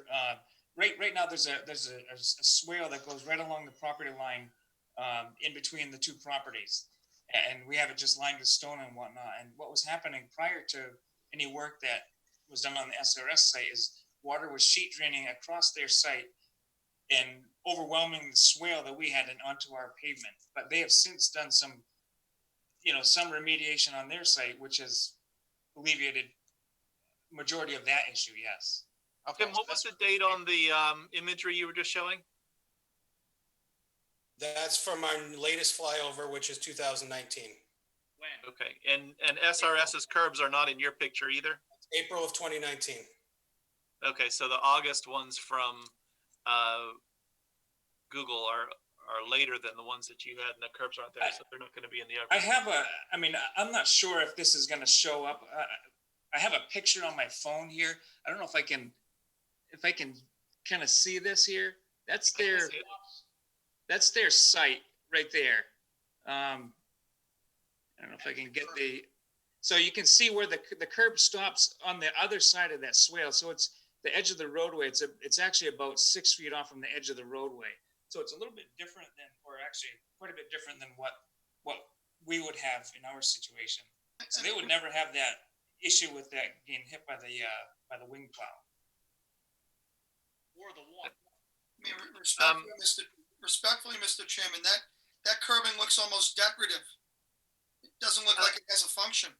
It may well be. I mean, they did it because that's what our regulation required.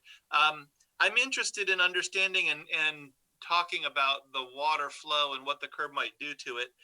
The issue with the wing plow for me is kind of a non-starter because the department that's telling us they want curbs is the same one that runs the plows. And they don't think it's an issue. I don't know where to go with that after that. I mean, if the people that drive the plow say it's not going to be in our way, we want the curb. There's just not much more I can debate about that.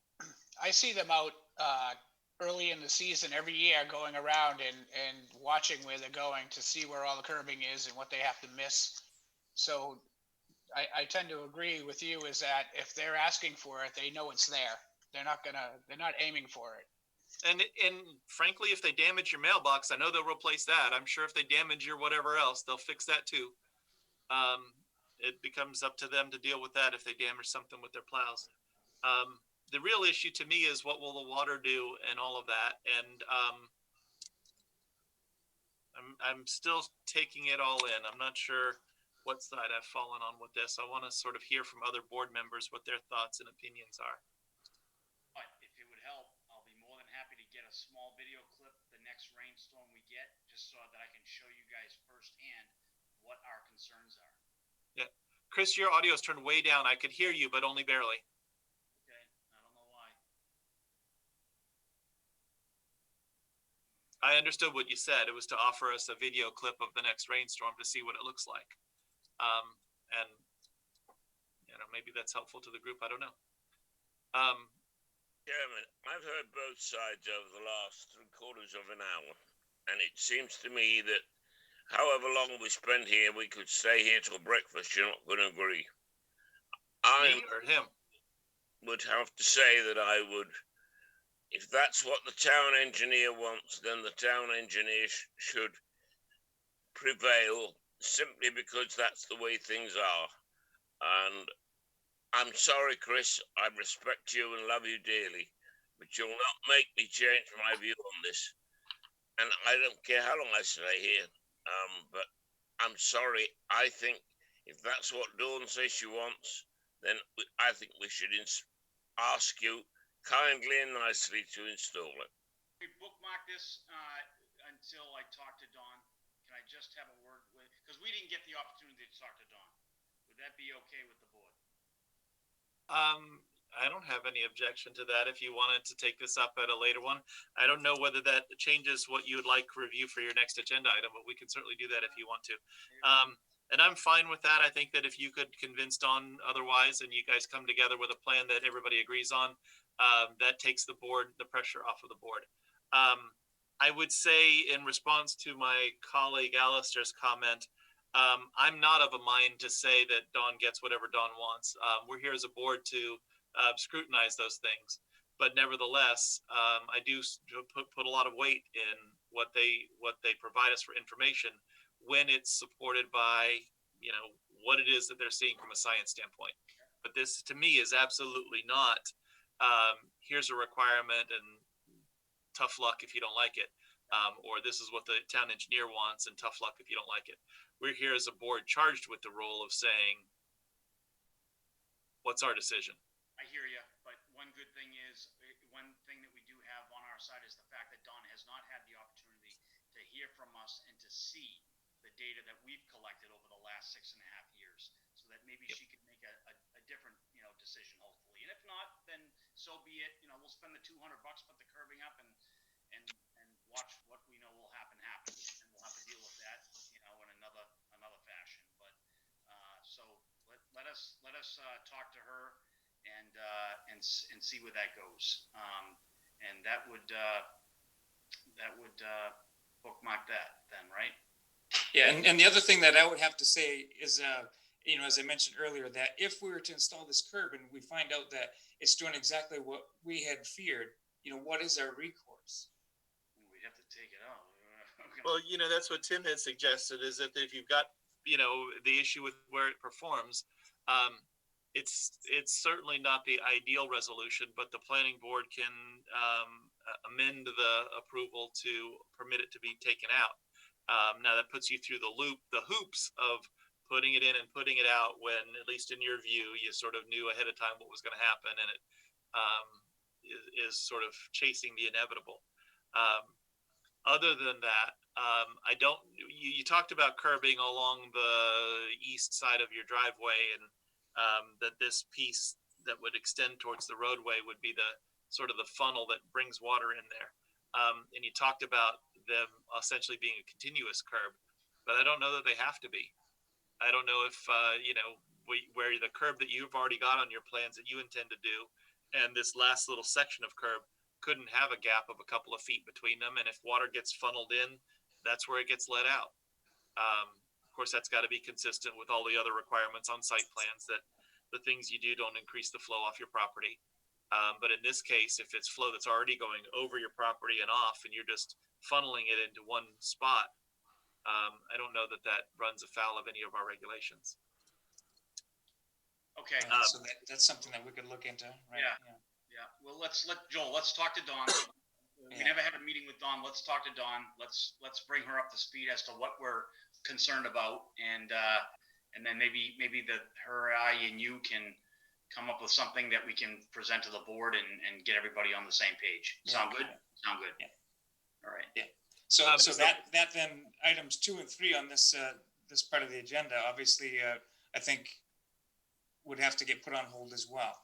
Correct. Am I correct? I was just about to chime in that until this waiver gets granted, we're not comfortable with, you really can't split the two without having to renotice this as a brand new hearing for something different, because the specific request here is for all 3 of these items. I also remind the board that if you do opt to continue the plan, you also need to continue and extend the extension for the validity of the conditional approval, because that's tied to this as well. Okay. So that's consistent with what we were advised last time, that we should deal with all of the 3 things that you wanted relief on together. I think it's still the will of the board that the other 2 items were ones we were willing to approve, but we didn't vote on them last time, and we're advised that we should hold off and do them all together next time. Whether I completely understand that advice or not, whatever, we'll take it. It does sort of put us in the position of just dealing with all 3 of them later on. We do have to extend your conditions of approval. We don't have to ask for an extension of the 65-day clock because it's an amendment and it's not a new site plan. So with that in mind, if it's the will of the board to allow the applicant some time to go meet with Dawn and try and resolve this until October 6th or October 20th meetings, we can do that. And we just need to combine in that motion an extension of their time to achieve the conditions of approval to accommodate that. Mr. Chairman, I make a motion that we do exactly that. We allow the applicants to sit down with Dawn and her team and try to resolve the matter in a sensible manner. And we ask that we get an extension on the 65-day clock to allow them to do that, so the thing doesn't run into shit trouble. Yeah, we don't need the 65-day clock. We need an extension of their conditions of approval. An extension of the 65-day. Excellent. And thank you, Councillor Boyd. I think you were attempting to make the same motion, but in Zoom, sometimes it's hard to tell when someone else has got a running start. Can we make that to October 20th so that Chris and Joel, although Chris has given me I don't want to do that. I want to get going. Chris, I want to give you if you, are you gonna be ready on the 6th? I'll get it done. Okay, I'm trying to accommodate you. I know you are, Bill. And I love you for that. Thank you very much, but I'm gonna get it done. Okay, Thank you so much. Thank you. and I'll second Alistair's motion. Okay. If there's no further discussion, I do have I want to make one comment. okay, Bill, I hope that Chris and Joel can come to an agreement with Don. But I would have voted to give you the waiver. I'm going to tell you right now, I would have given you the vote, and I'll tell you why. It's going to be the only curb on a street that has no curbing, that end street going to nowhere. I know. Make you put in a curb to nowhere. I know. The water's going there with the curb. The water's going there without the curb. And how many cars go through there in a week? What did you tell me? 2 during the week in the summertime and 2 a month in the winter. So I hope you're able to resolve it with Don, but I just wanted to go on record that I concur with what you're saying. If your car breaks down on October 6th, please call me. I'll send a limousine. you didn't need a car to zoom in like this. Tim, you were weighing in on something when the motions were being made and seconded. I didn't hear what it was. That we need to make sure that it includes that there's no further notice to abutters. Friendly amendment accepted. Close. Okay, consistent with that. Okay, does anyone else have any comments with respect to this before we vote on the continuance to it's October 6th? October 20, you said. Oh, no, he changed it back to the 6th. Yeah, Chris wanted to do it as soon as possible, so the 6th. If there's no further discussion, then let's do the roll call vote. Nelson, how do you vote? I'll vote in favor of this motion. Councilor Boyd, how do you vote? Aye. Alistair Milnes, how do you vote? Aye. Paul McLaughlin, how do you vote? I vote aye. Neil Anketel, how do you vote? I vote in favor. And Bob Best votes in favor too. So that's 6-0-0 to continue to October 6th. I do encourage you to try to work with Dawn and come up with a resolution. I will also, I'm not quite as far along as Councilor Boyd is, but I will certainly represent that I am persuadable on this issue and I'm not dug in and decided. So keep working at it. And even if you can't come to a solution with Dawn, come again, maybe have the Dubé group, tell us what they think the slopes are like that are making the water do something different than what Dawn thinks. Engineer versus engineer allows me to at least make it a coin flip. But engineer against non-engineer, it's hard to, weigh the evidence that way. So anyway, that's my 2 cents on that. What would you like to do with the other agenda item you have here tonight? I'd like to touch on it. Because I just want to bring these 2 gentlemen up to speed, and I don't want to forget our thought process on the last meeting and the conversations that I've had with the board and community development, because this memo here is... Before you jump into it, I just wanted to know what your intentions were. Okay. Then we'll sort of set it up and we'll read it into the record. Okay. So let me read it into the record, and then we'll have Tim sort of tee up what the status of things are. This is item 5 on our agenda, which is Christopher Ross, LLC, as the applicant and owner. Continued review for acceptance and consideration of a waiver of full site plan review for the conversion of current retail space into 12 multifamily residential units, including building additions totaling approximately 848 square feet.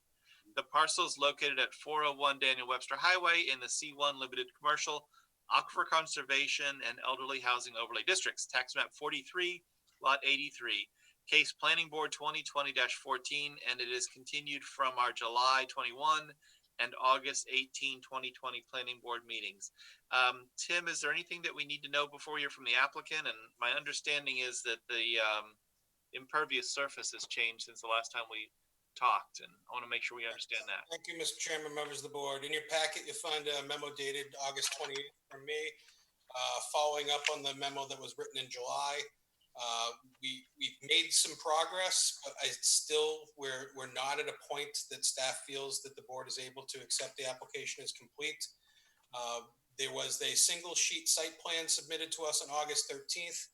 However, there was no additional information, like a narrative, a response letter to the previous comment, or any waiver requests submitted as part of that proposal. At that meeting in July, the board indicated they were not in favor of granting a full site plan. And in that time frame after the meeting, I had sent an email to Joel containing the requirements of section 4 of the regulations and asking that he send us, where he believed waivers would be applicable so that staff could weigh in and provide some feedback to the applicant as to how to move forward. That didn't happen. The site plan was submitted.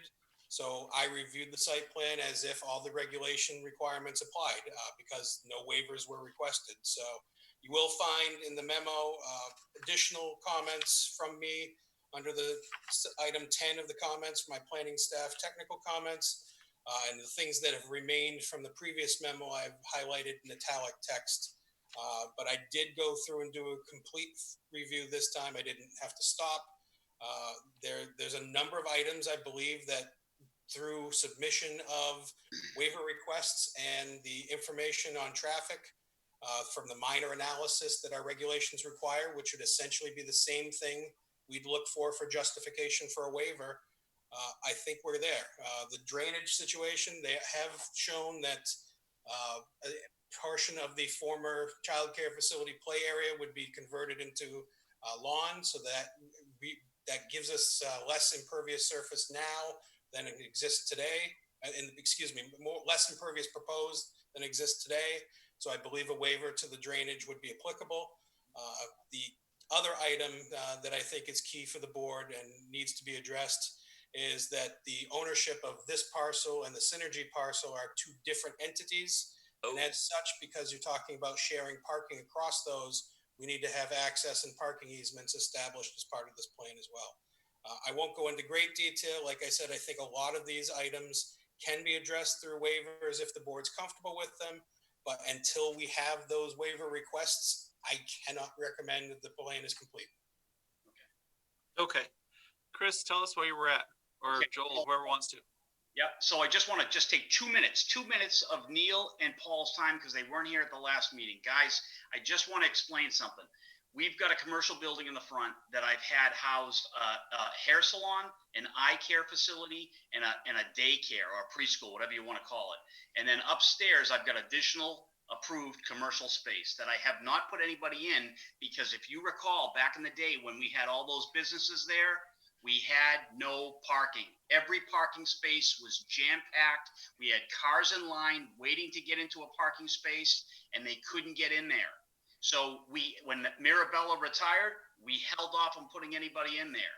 Then when Merrimack Vision Care wanted to either buy his unit or renegotiate, we decided that we wanted to do something different. I don't want a commercial face on that historical property anymore. I don't want commercial traffic heavily flowing in and out of that building or my site anymore. I spent a crap load of money back in 2003, took a red barn that was falling apart, the cupola literally coming through the roof, rehabbed that place to a picture. It was beautiful. That thing glowed. You saw that thing a mile and a half down the road. That thing was a beacon. Unfortunately, over the course of time, that public going in and out, in and out, in and out, and the employees, the wear and tear is evident. It looks nothing like it did back in 2003. I want to put something in there that's going to be more protective, something with much less traffic, and that is residential.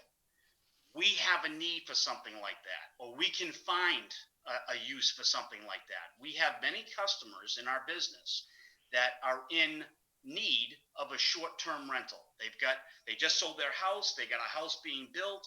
They're stuck for 3 months. They're moving in with their parents, or they're getting a motel room, and they need a short-term rental. So it would be a nice annex for Synergy to basically say to our customers, we can provide you with that unit for 3 months, 6 months, 9 months, whatever they need, and they've got everything here on one site.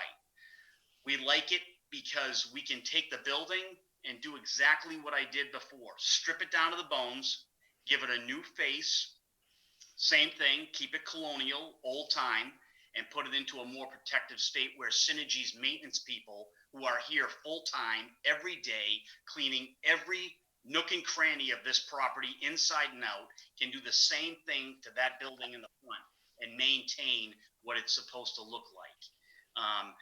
You know, we don't want to put another commercial business in there because when they do come in, they don't want yellow siding. They want to plaster their big old sign on there, and they want to put their commercial face on the building. So when they're all done doing that, you recall back in the day, we had Mirabella, Merrimack Vision Care, the preschool. You got all that signage clumped onto the building, and that picture that I created back in 2002, it's gone. It's gone. So what we want to do is we want to add a couple of small bump outs on the building, not to add square footage, but to architecturally correct those two front farmers' porches that are currently closed in. What should happen with those two front farmers' porches that are closed in, they should have a connection on each side so that it goes across the front, down the little side, across the front of Merrimack Vision Care, and down that big blank wall that looks ugly right now on the south side. And that way it looks like a farmer's porch that's wrapping around the entire barn and kind of hugging it. We want to take out all the storefront glass and put some beautiful double hung windows in there and give that a colonial appeal and make that look like the historical property that it's supposed to look like. No signage on the building, no billboards or signs in the windows, just a nice, pretty building is what we want there. And on the financial side, I know that this doesn't have anything to do with the board, but I do want to point this out. If we did have commercial in there, the price per square foot that we would see in revenue is much, much higher compared to residential. So we are taking a decrease in our revenue in doing this. And then furthermore, if we had that building remain as commercial, those commercial tenants that go in there, they invest their money into my building and they pay for all that fit up. We don't, but with the residential component going in there, we have to invest several $100,000 to do what we're looking to do. So it costs us more money to make this happen, and in the end we make less money. Why am I doing this? Because that building has been my pride and joy for a long time, and it's been a staple in my life since I was a little boy. That's why. So with that, I'm going to let Joel pick up the phone. So now you heard the spiel. So as Chris said, we're trying to do what we're trying to do, but what we want to be clear of is what we're doing is we're not changing the site at all. Everything, the landscape stays the same. The road, all the pavement, all the drainage. The lighting plan, nothing changes on the building. All that stays the same. So, you know, we're looking at what the requirement or what the board is asking us to provide, and it's like, you know, this is pointless. It doesn't.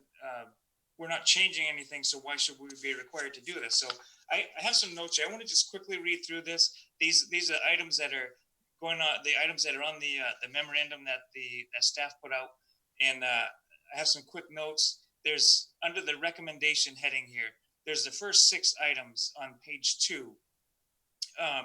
We don't have any issues with these. These are standard things that would be included on the final Mylars anyway. So that's not an issue. You know, we don't have any issue with those things there. And to be honest, I think some of these would be premature to have it on this initial drawing. But yes, the final Mylars, we would have those on there. So moving to item 7, A, B, and C, you know, we did already discuss this, the parking calculations. We discussed this in the last meeting, so I'm not going to go into too much detail. Well, no, I'm sorry to interrupt you. I think it's important to point this out because when we discuss in this memo, when we discuss talking about the parking and the sewer, it's common sense. You've got a retail component where the parking lot is stuffed with traffic and a line waiting for a parking space compared to, you know, a handful of cars that are utilizing the spaces for residential. So, right, but this is noted on the plans. It is specifically noted now what the new parking calculations are based on our proposed usage versus what they are now. And as noted on the plan, there's a significant decrease to where we are now. And if you were to skip ahead to item 10D, and I know Tim had already mentioned this as well, but they do specifically note that there's a significant decrease in the traffic. So we're comfortable with that. So that's 7A, B, and C. If we go to 7D, again, this would be something that would be on the, on the final Mylars. Again, we don't have an issue with that. 7E, letter E, there are utilities are shown on that site plan. If you were to bring it up, it's 11 by 17, so it's kind of small, but it does show the utilities on there. It shows the water and the sewer and everything there. It doesn't spell out the sizes, but the actual locations of utilities are on the plan. So as far as the actual sizes, we don't, the final architectural plans based on what the design is going to be, that's going to determine what we're going to need for sizes of water, the sprinkler requirements, the flow that we're going to need. The size of the service is going to be determined by what we can incorporate into the building. So we understand that it may well be that some of these things are going to change, and that's why we think it's too soon to include these there on the drawings. So, and again, I'm moving a little bit quickly here, so just bear with me. I know in the interest of time, I don't want to keep anybody here too long, but so 7F. You need, you get a fair review. You don't get the bums rush just because it's late at night. So 7F, there's a note here about about the increase in square footage, and is this going to be increased on the services? Our point to that is the zoning board has granted a variance based on the actual number of units. That can't change. Our variance is limited to those number of units. The number of units is going to specify what the demand on the local services are. The square footage isn't going to have any effect on that. So whether it's part of the area is 2-story versus 1-story, that's a moot point. Again, we're limited to what the zoning board has granted for a number of units. So that's 7F. Tim wanted to comment on that. Hang on a second, Joel. Sure. Just to chime in on the items you're addressing, Joel, I agree with you. But what we didn't get was a response to the comments previously. So Dawn had nothing to go off of other than the new plan that was submitted. She spent a little bit of time, looked at it, and said that other than the drainage, she didn't see that anything from her comments were addressed. So she said, just run with what I had previously.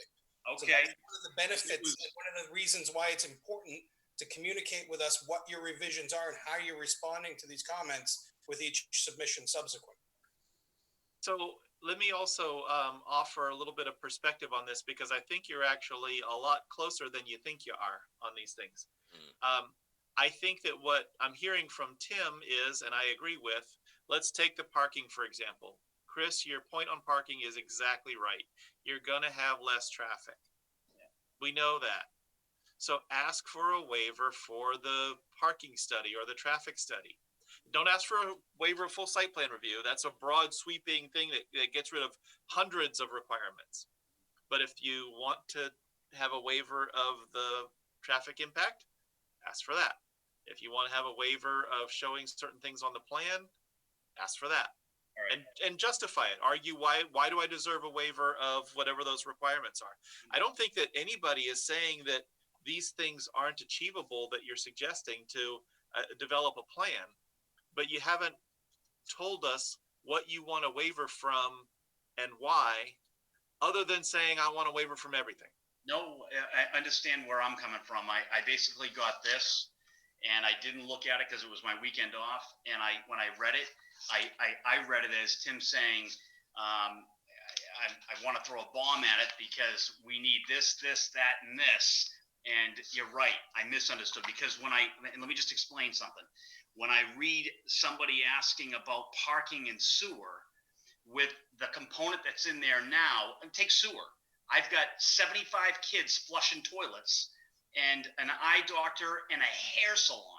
So my sewer is going to drop substantially with 12 small apartments with 1 to 2 people in them. So well, that may be the case, or it may be that. So most of the water consumption of a household is showers, and people use far more for showers than they use for drinking or eating or using the restroom. And so you may see that, or you may not. But all we're saying is ask for a waiver from that section and support it. And if your support is a letter from the sewer department saying we agree, we got their capacity, check that box and let's move on. Okay. We don't necessarily want you to do a full site plan, but ask for the waivers of the sections you need and tell us why you need a waiver of those sections. And then we can consider it, because right now with a waiver of full site plan review, you're just saying, I don't want to do anything on the site plan regulations. Look at what I given you and make a decision. And that's where Dawn and Tim are coming in and saying, well, there's all these things that are not provided to us. We don't have a lighting plan. Maybe we don't need a lighting plan, but we don't have one.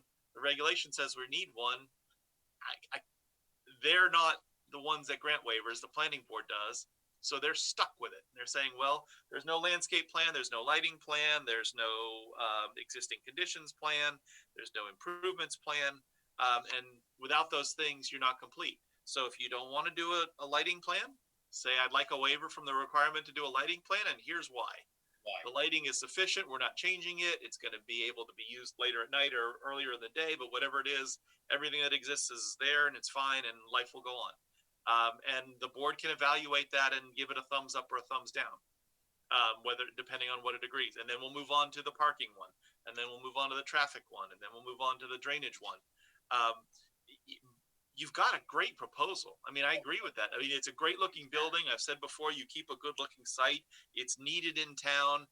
I know that you've compared the costs between the rents that you'd get as commercial and the rents that you get otherwise.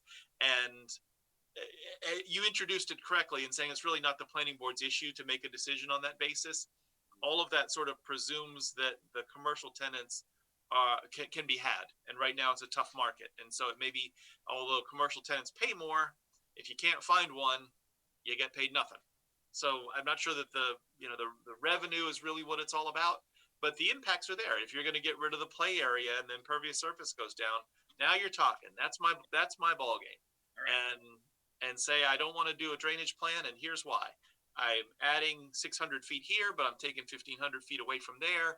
And based on that, I don't think I'm going to affect and then the board can say, we, consider the waiver of site plan review section, and we can all vote on it. But where we're stuck right now is not on the substance of what you're saying, but you haven't put before us a request to waive those things, other than in the context of saying, waive full site plan review and throw out your whole book, vote on what I put in front of you. And waiver of full site plan review works that way for really super simple sites. Yeah. And yours is pretty simple, but it's not waiver of full site plan review simple, or at least that was the board's view last time. Joel, do we have so I want to, Chris, let me just add a couple of things here. So I actually have a question in regards to these waivers and whatnot that you mentioned, Mr. Chairman. We have a previously approved site plan that this board approved on January 3rd, 2012. That site plan had the lighting plan, the drainage plan, all these other ones on there, that because we're not making any changes to the site, is a waiver necessary? Can we not just reference that previously approved plan? Because it's different regulations now. Well, it's not only different regulations, but it's a different use. And so the lights for a commercial retail facility go on and off at different times than for a residential facility. They serve a different function. Where residential, you want to have safety and security, and if somebody's walking their dog at night, they'll be able to see the slippery area and nobody's going to sneak up on them, but the lights aren't so bright as they are with a commercial. And so, but nevertheless, you still may be right that we don't need, or you shouldn't have to produce a lighting plan, but tell us that. Make the argument. And the other point, the 2012 one will do, and we should accept it. Put me on paper with, I want a waiver from the section, and here's why. Okay. My old plan is good. It's still valid. Yeah, there's differences between residential and commercial, but they're not really going to be that meaningful in this case. And here's why, because A, B, C, D, E, whatever those reasons are, that's how you get the waiver. I mean, and you may be absolutely correct that in the end, we don't need a new lighting plan. I feel confident that we would get the waiver. Joel, what was the other point? Yeah. So the other point was, a specific existing conditions and an improvement plan has been requested, but given that the small amount of improvements, I mean, the plan that was submitted is essentially an existing conditions as well as an improvement plan. It's, it's so minor, the difference between one and the other, that cannot that sheet there, suffice as the existing conditions and the improvements. I mean, that's kind of all in one there. So that's one point. The other point is there's a note on here that that there's no renderings, but those renderings were submitted with the July 17th application. So those should be on file. All the board members should have a copy of those renderings already. I agree with you. That's why the way I wrote it was they're not included in the plan set as required by the regulations. Okay. It was included with the original set. Yeah. Yep. So and you may be absolutely right about the existing conditions in the improvements plan, but that's what waivers are for. Say, I don't want to provide an improvement plan, and here's why. I don't want to provide an existing conditions plan, and here's why. And, you still got to be persuasive, and the board's got to be convinced. But if the board is convinced, as seems on some of these things, pretty plain, some of them may be a little bit tougher, but then you'll end up, if you ask for 20 waivers and you get 17 of them and you've got 3 things to fix, at least we've got a map forward for how to approach these things. Are we going to be required, if we're going to go ahead and ask for waivers for each of these, are we going to be required to submit a formal waiver request form for each one of these items? There isn't a form, but it is a formal request in writing that says, I want a waiver of section 11.2.3 AC, which requires that I put a buffer between a commercial and a residential and an industrial, and I don't want to put a buffer down the middle of my parking lot because. All right, so we don't have to address specifically for each one of these items the five requirements. No, those are variances, man. Those are hard to get. Very easy. Waivers are way easier. The standard for a waiver is 2 of them that are in the statute. Right in the memo, Joel, it's either strict conformity or specific circumstances. Yeah. How long you been working here? It's what is it? Almost 11 o'clock at night. I know. You gotta bear with me.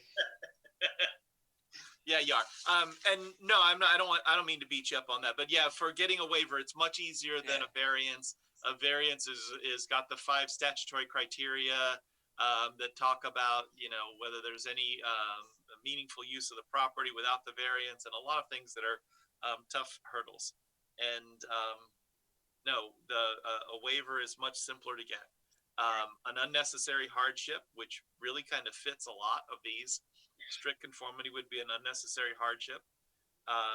And then the other one is the specific circumstances relative to the site plan. Indicate that the waiver will properly carry out the spirit and intent of the regulations. You're probably going to be on the first bullet more often than the second bullet, but that's all you've got to do is say, I don't want to do a lighting plan because strict conformity would pose an unnecessary hardship to the applicant and waiver wouldn't be contrary to spirit and intent. And here's why. We did a site plan in 2012. We did a light plan in 2012.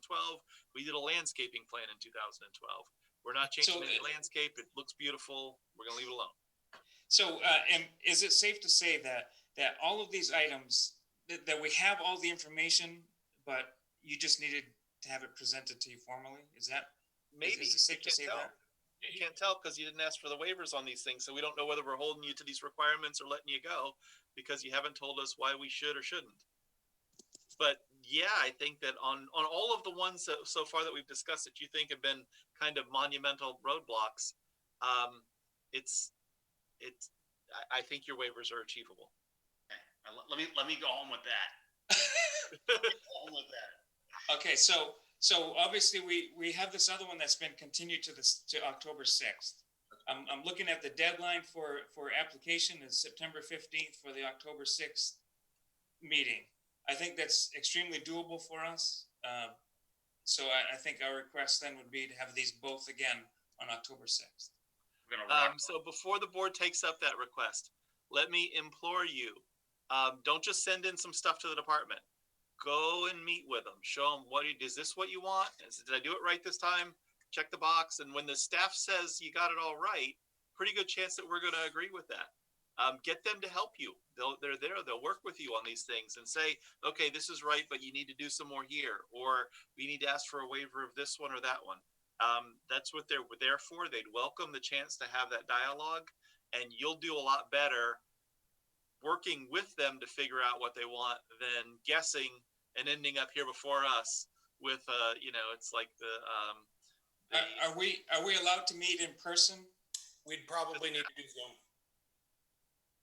Yeah, I think that they don't have a lot of in-office contact right now, but certainly by phone and by Zoom, and you can look at documents together and all of that. But Joel, we should be able to time. We should be able to, Joel. You and I should be able to put everything together, get everything turned in, been down the store a million times. And if they got a couple of things that they want to request above and beyond that, we can bang it out. So I think that's very true. But Chris, don't miss the point. Is as you put it all together and you think you've got it right, don't put it before the planning board first. Oh, no. Get it to the department and take their advice. And if they say, work a little bit on this piece or that piece, follow that lead, follow that guidance, communicate with them. If there's elements of this where the waiver that you want involves the opinion of Dawn in Public Works or the fire department or whatever, go meet with Dawn, go meet with the fire department, do all of that one-on-one face-to-face stuff. That will get us to a point as a board where we can say we're comfortable granting that waiver. In closing, I just asked Tim and Rob and the board to please, and Dawn, if you're listening on TV, this is not an investment. I'm doing this to put that building into a protective state. And you know what? I'm going to be blunt. I am looking for some flexibility, and I am looking for some help. I am. Yep. The other option is much more beneficial for me, but I don't want it. I mean, just come visit my building and I'll show you the before and the after 15 years. It's disgusting. So. All right. All right. Thank you for that comment. And I honestly, like I said, I think that you've got a really kind of a neat proposal. I mentioned before that the focus of our master plan, which is now ready for an update again, is compact development, multi-use facilities and sites along DW Highway corridor, walkable, and walkable means smaller parking lots and sidewalks so that I can leave your apartment and walk across to a restaurant or a thing without it being 20 miles of parking lot like you're trying to get into a Walmart or something like that. You're fitting with the kind of development that we've been looking for. It's a great proposal. Just ask for the waivers the right way so that we can decide on them with the support and the argument that's necessary to do it. Okay. Before we do a motion to continue, does anybody else have anything that they want to add, subtract, or disagree with any of that? Chairman, I'd like to support Chris and say, what he's trying to do is great. It's just a question of dotting a few I's and crossing a few T's. You're going to spend more money on writing on paper than you are on construction. Just write the answers to the questions and you'll get through without any further trouble. Okay. I think the expression is, it's better to have George Orr than war. I don't even know what that means, but yeah, that's okay. All right. So with that in mind, if there's no further comments, the applicant is looking for us to continue without having made a decision on completeness until October 6th with no further notice to abutters. Is there a motion to that effect? Chairman, I would support that motion with alacrity. Seconded with alacrity. Moved by Alistair, second by Bill. Neil, you have a comment? No, I was going to second. But... Okay. Paul, did you raise a hand? No. No? Okay. Then let's do our roll call vote. Nelson, how do you vote? I with alacrity. It's alacrity day today. Councilor Boyd, how do you vote? Aye. Alistair Milnes, how do you vote? Aye. Paul McLaughlin, how do you vote? I vote aye. Neil Anketel, how do you vote? I vote in favor. Bob Best votes in favor too. That's 6-0-0 to continue both the completeness and the review until October 6th for the purposes so discussed. That is item 5 on our agenda. We've already done item 6 on our agenda. And so we are up to discussion and possible action regarding other items of concern. Does anybody have any that are absolutely essential to discuss at 10:50 p.m.? Good, none. Approval of the minutes of August 18th, 2020. That's not true. I'm sorry, Bill, did you have one? I didn't mean to not look in your direction. That's okay. I don't know if people have been paying attention to the proposed development down at Green Meadows in Hudson as it relates to project. You'll probably be getting some correspondence from a group called Save New Hampshire. It wouldn't surprise me. We forwarded email. We scanned that entire packet and sent it to the board. Okay, thank you. Thank you, Bill, for picking up on that. We should. They're trying to organize area councils and planning boards to support their cause in opposing the project. I don't have an opinion one way or the other. I actually talked with Jamin Carr the other day, and Merrimack is not a part of the regional impact. So, which I was kind of surprised with, to be candid with you. I thought we might get involved with it, but I think it would be worthwhile to just for everybody to read the package and pay attention to what goes on, both in the National Telegraph and the Union Leader over the next coming weeks as it relates to the project. It'll be interesting to see how it unfolds. Thank you for remembering. Mr. Boyd, I've been reading it in the Union Leader on the correspondence and the plans, and I think we should just watch it. It's an interesting development. I understand the controversial parts of it, but I think we should stay in touch with it. I agree. Thank you. Is there other comments on that? So thank you, Bill, for putting that together, reminding us we should definitely make sure that we note in the record that we had received that correspondence and had been distributed to the board as they had requested. It seems to be, unless somebody disagrees, that at this point there's no action the board would like to take. But I think that it does make sense to, for all of us, both as individuals and as a board, to follow along with the issue. I think it will be very interesting as it unfolds. Just out of curiosity, if Merrimack was a part of regional impact, what would our role be? Because I've never experienced that. I guess I'd be kind of curious to know what our role would be if there was a regional impact. Sure. Essentially, it means that the town is treated like an abutter would be to the project. You'd have the same standing as an abutter under the regional impact statute. Generally speaking, it's usually the Regional Planning Commission that will put together a prompt response directly to the community that makes that determination. Most of the times in the regional impact notices that I've seen in my career, I've had little or no real concerns, but most of the time they're made for an abundance of caution to make sure they meet the statute. I'm not surprised that this didn't hit us in the regional impact, simply because of the lack of direct connections transportation-wise between us and Hudson. There just really aren't any. Okay, good deal. Thank you. Thanks, Tim.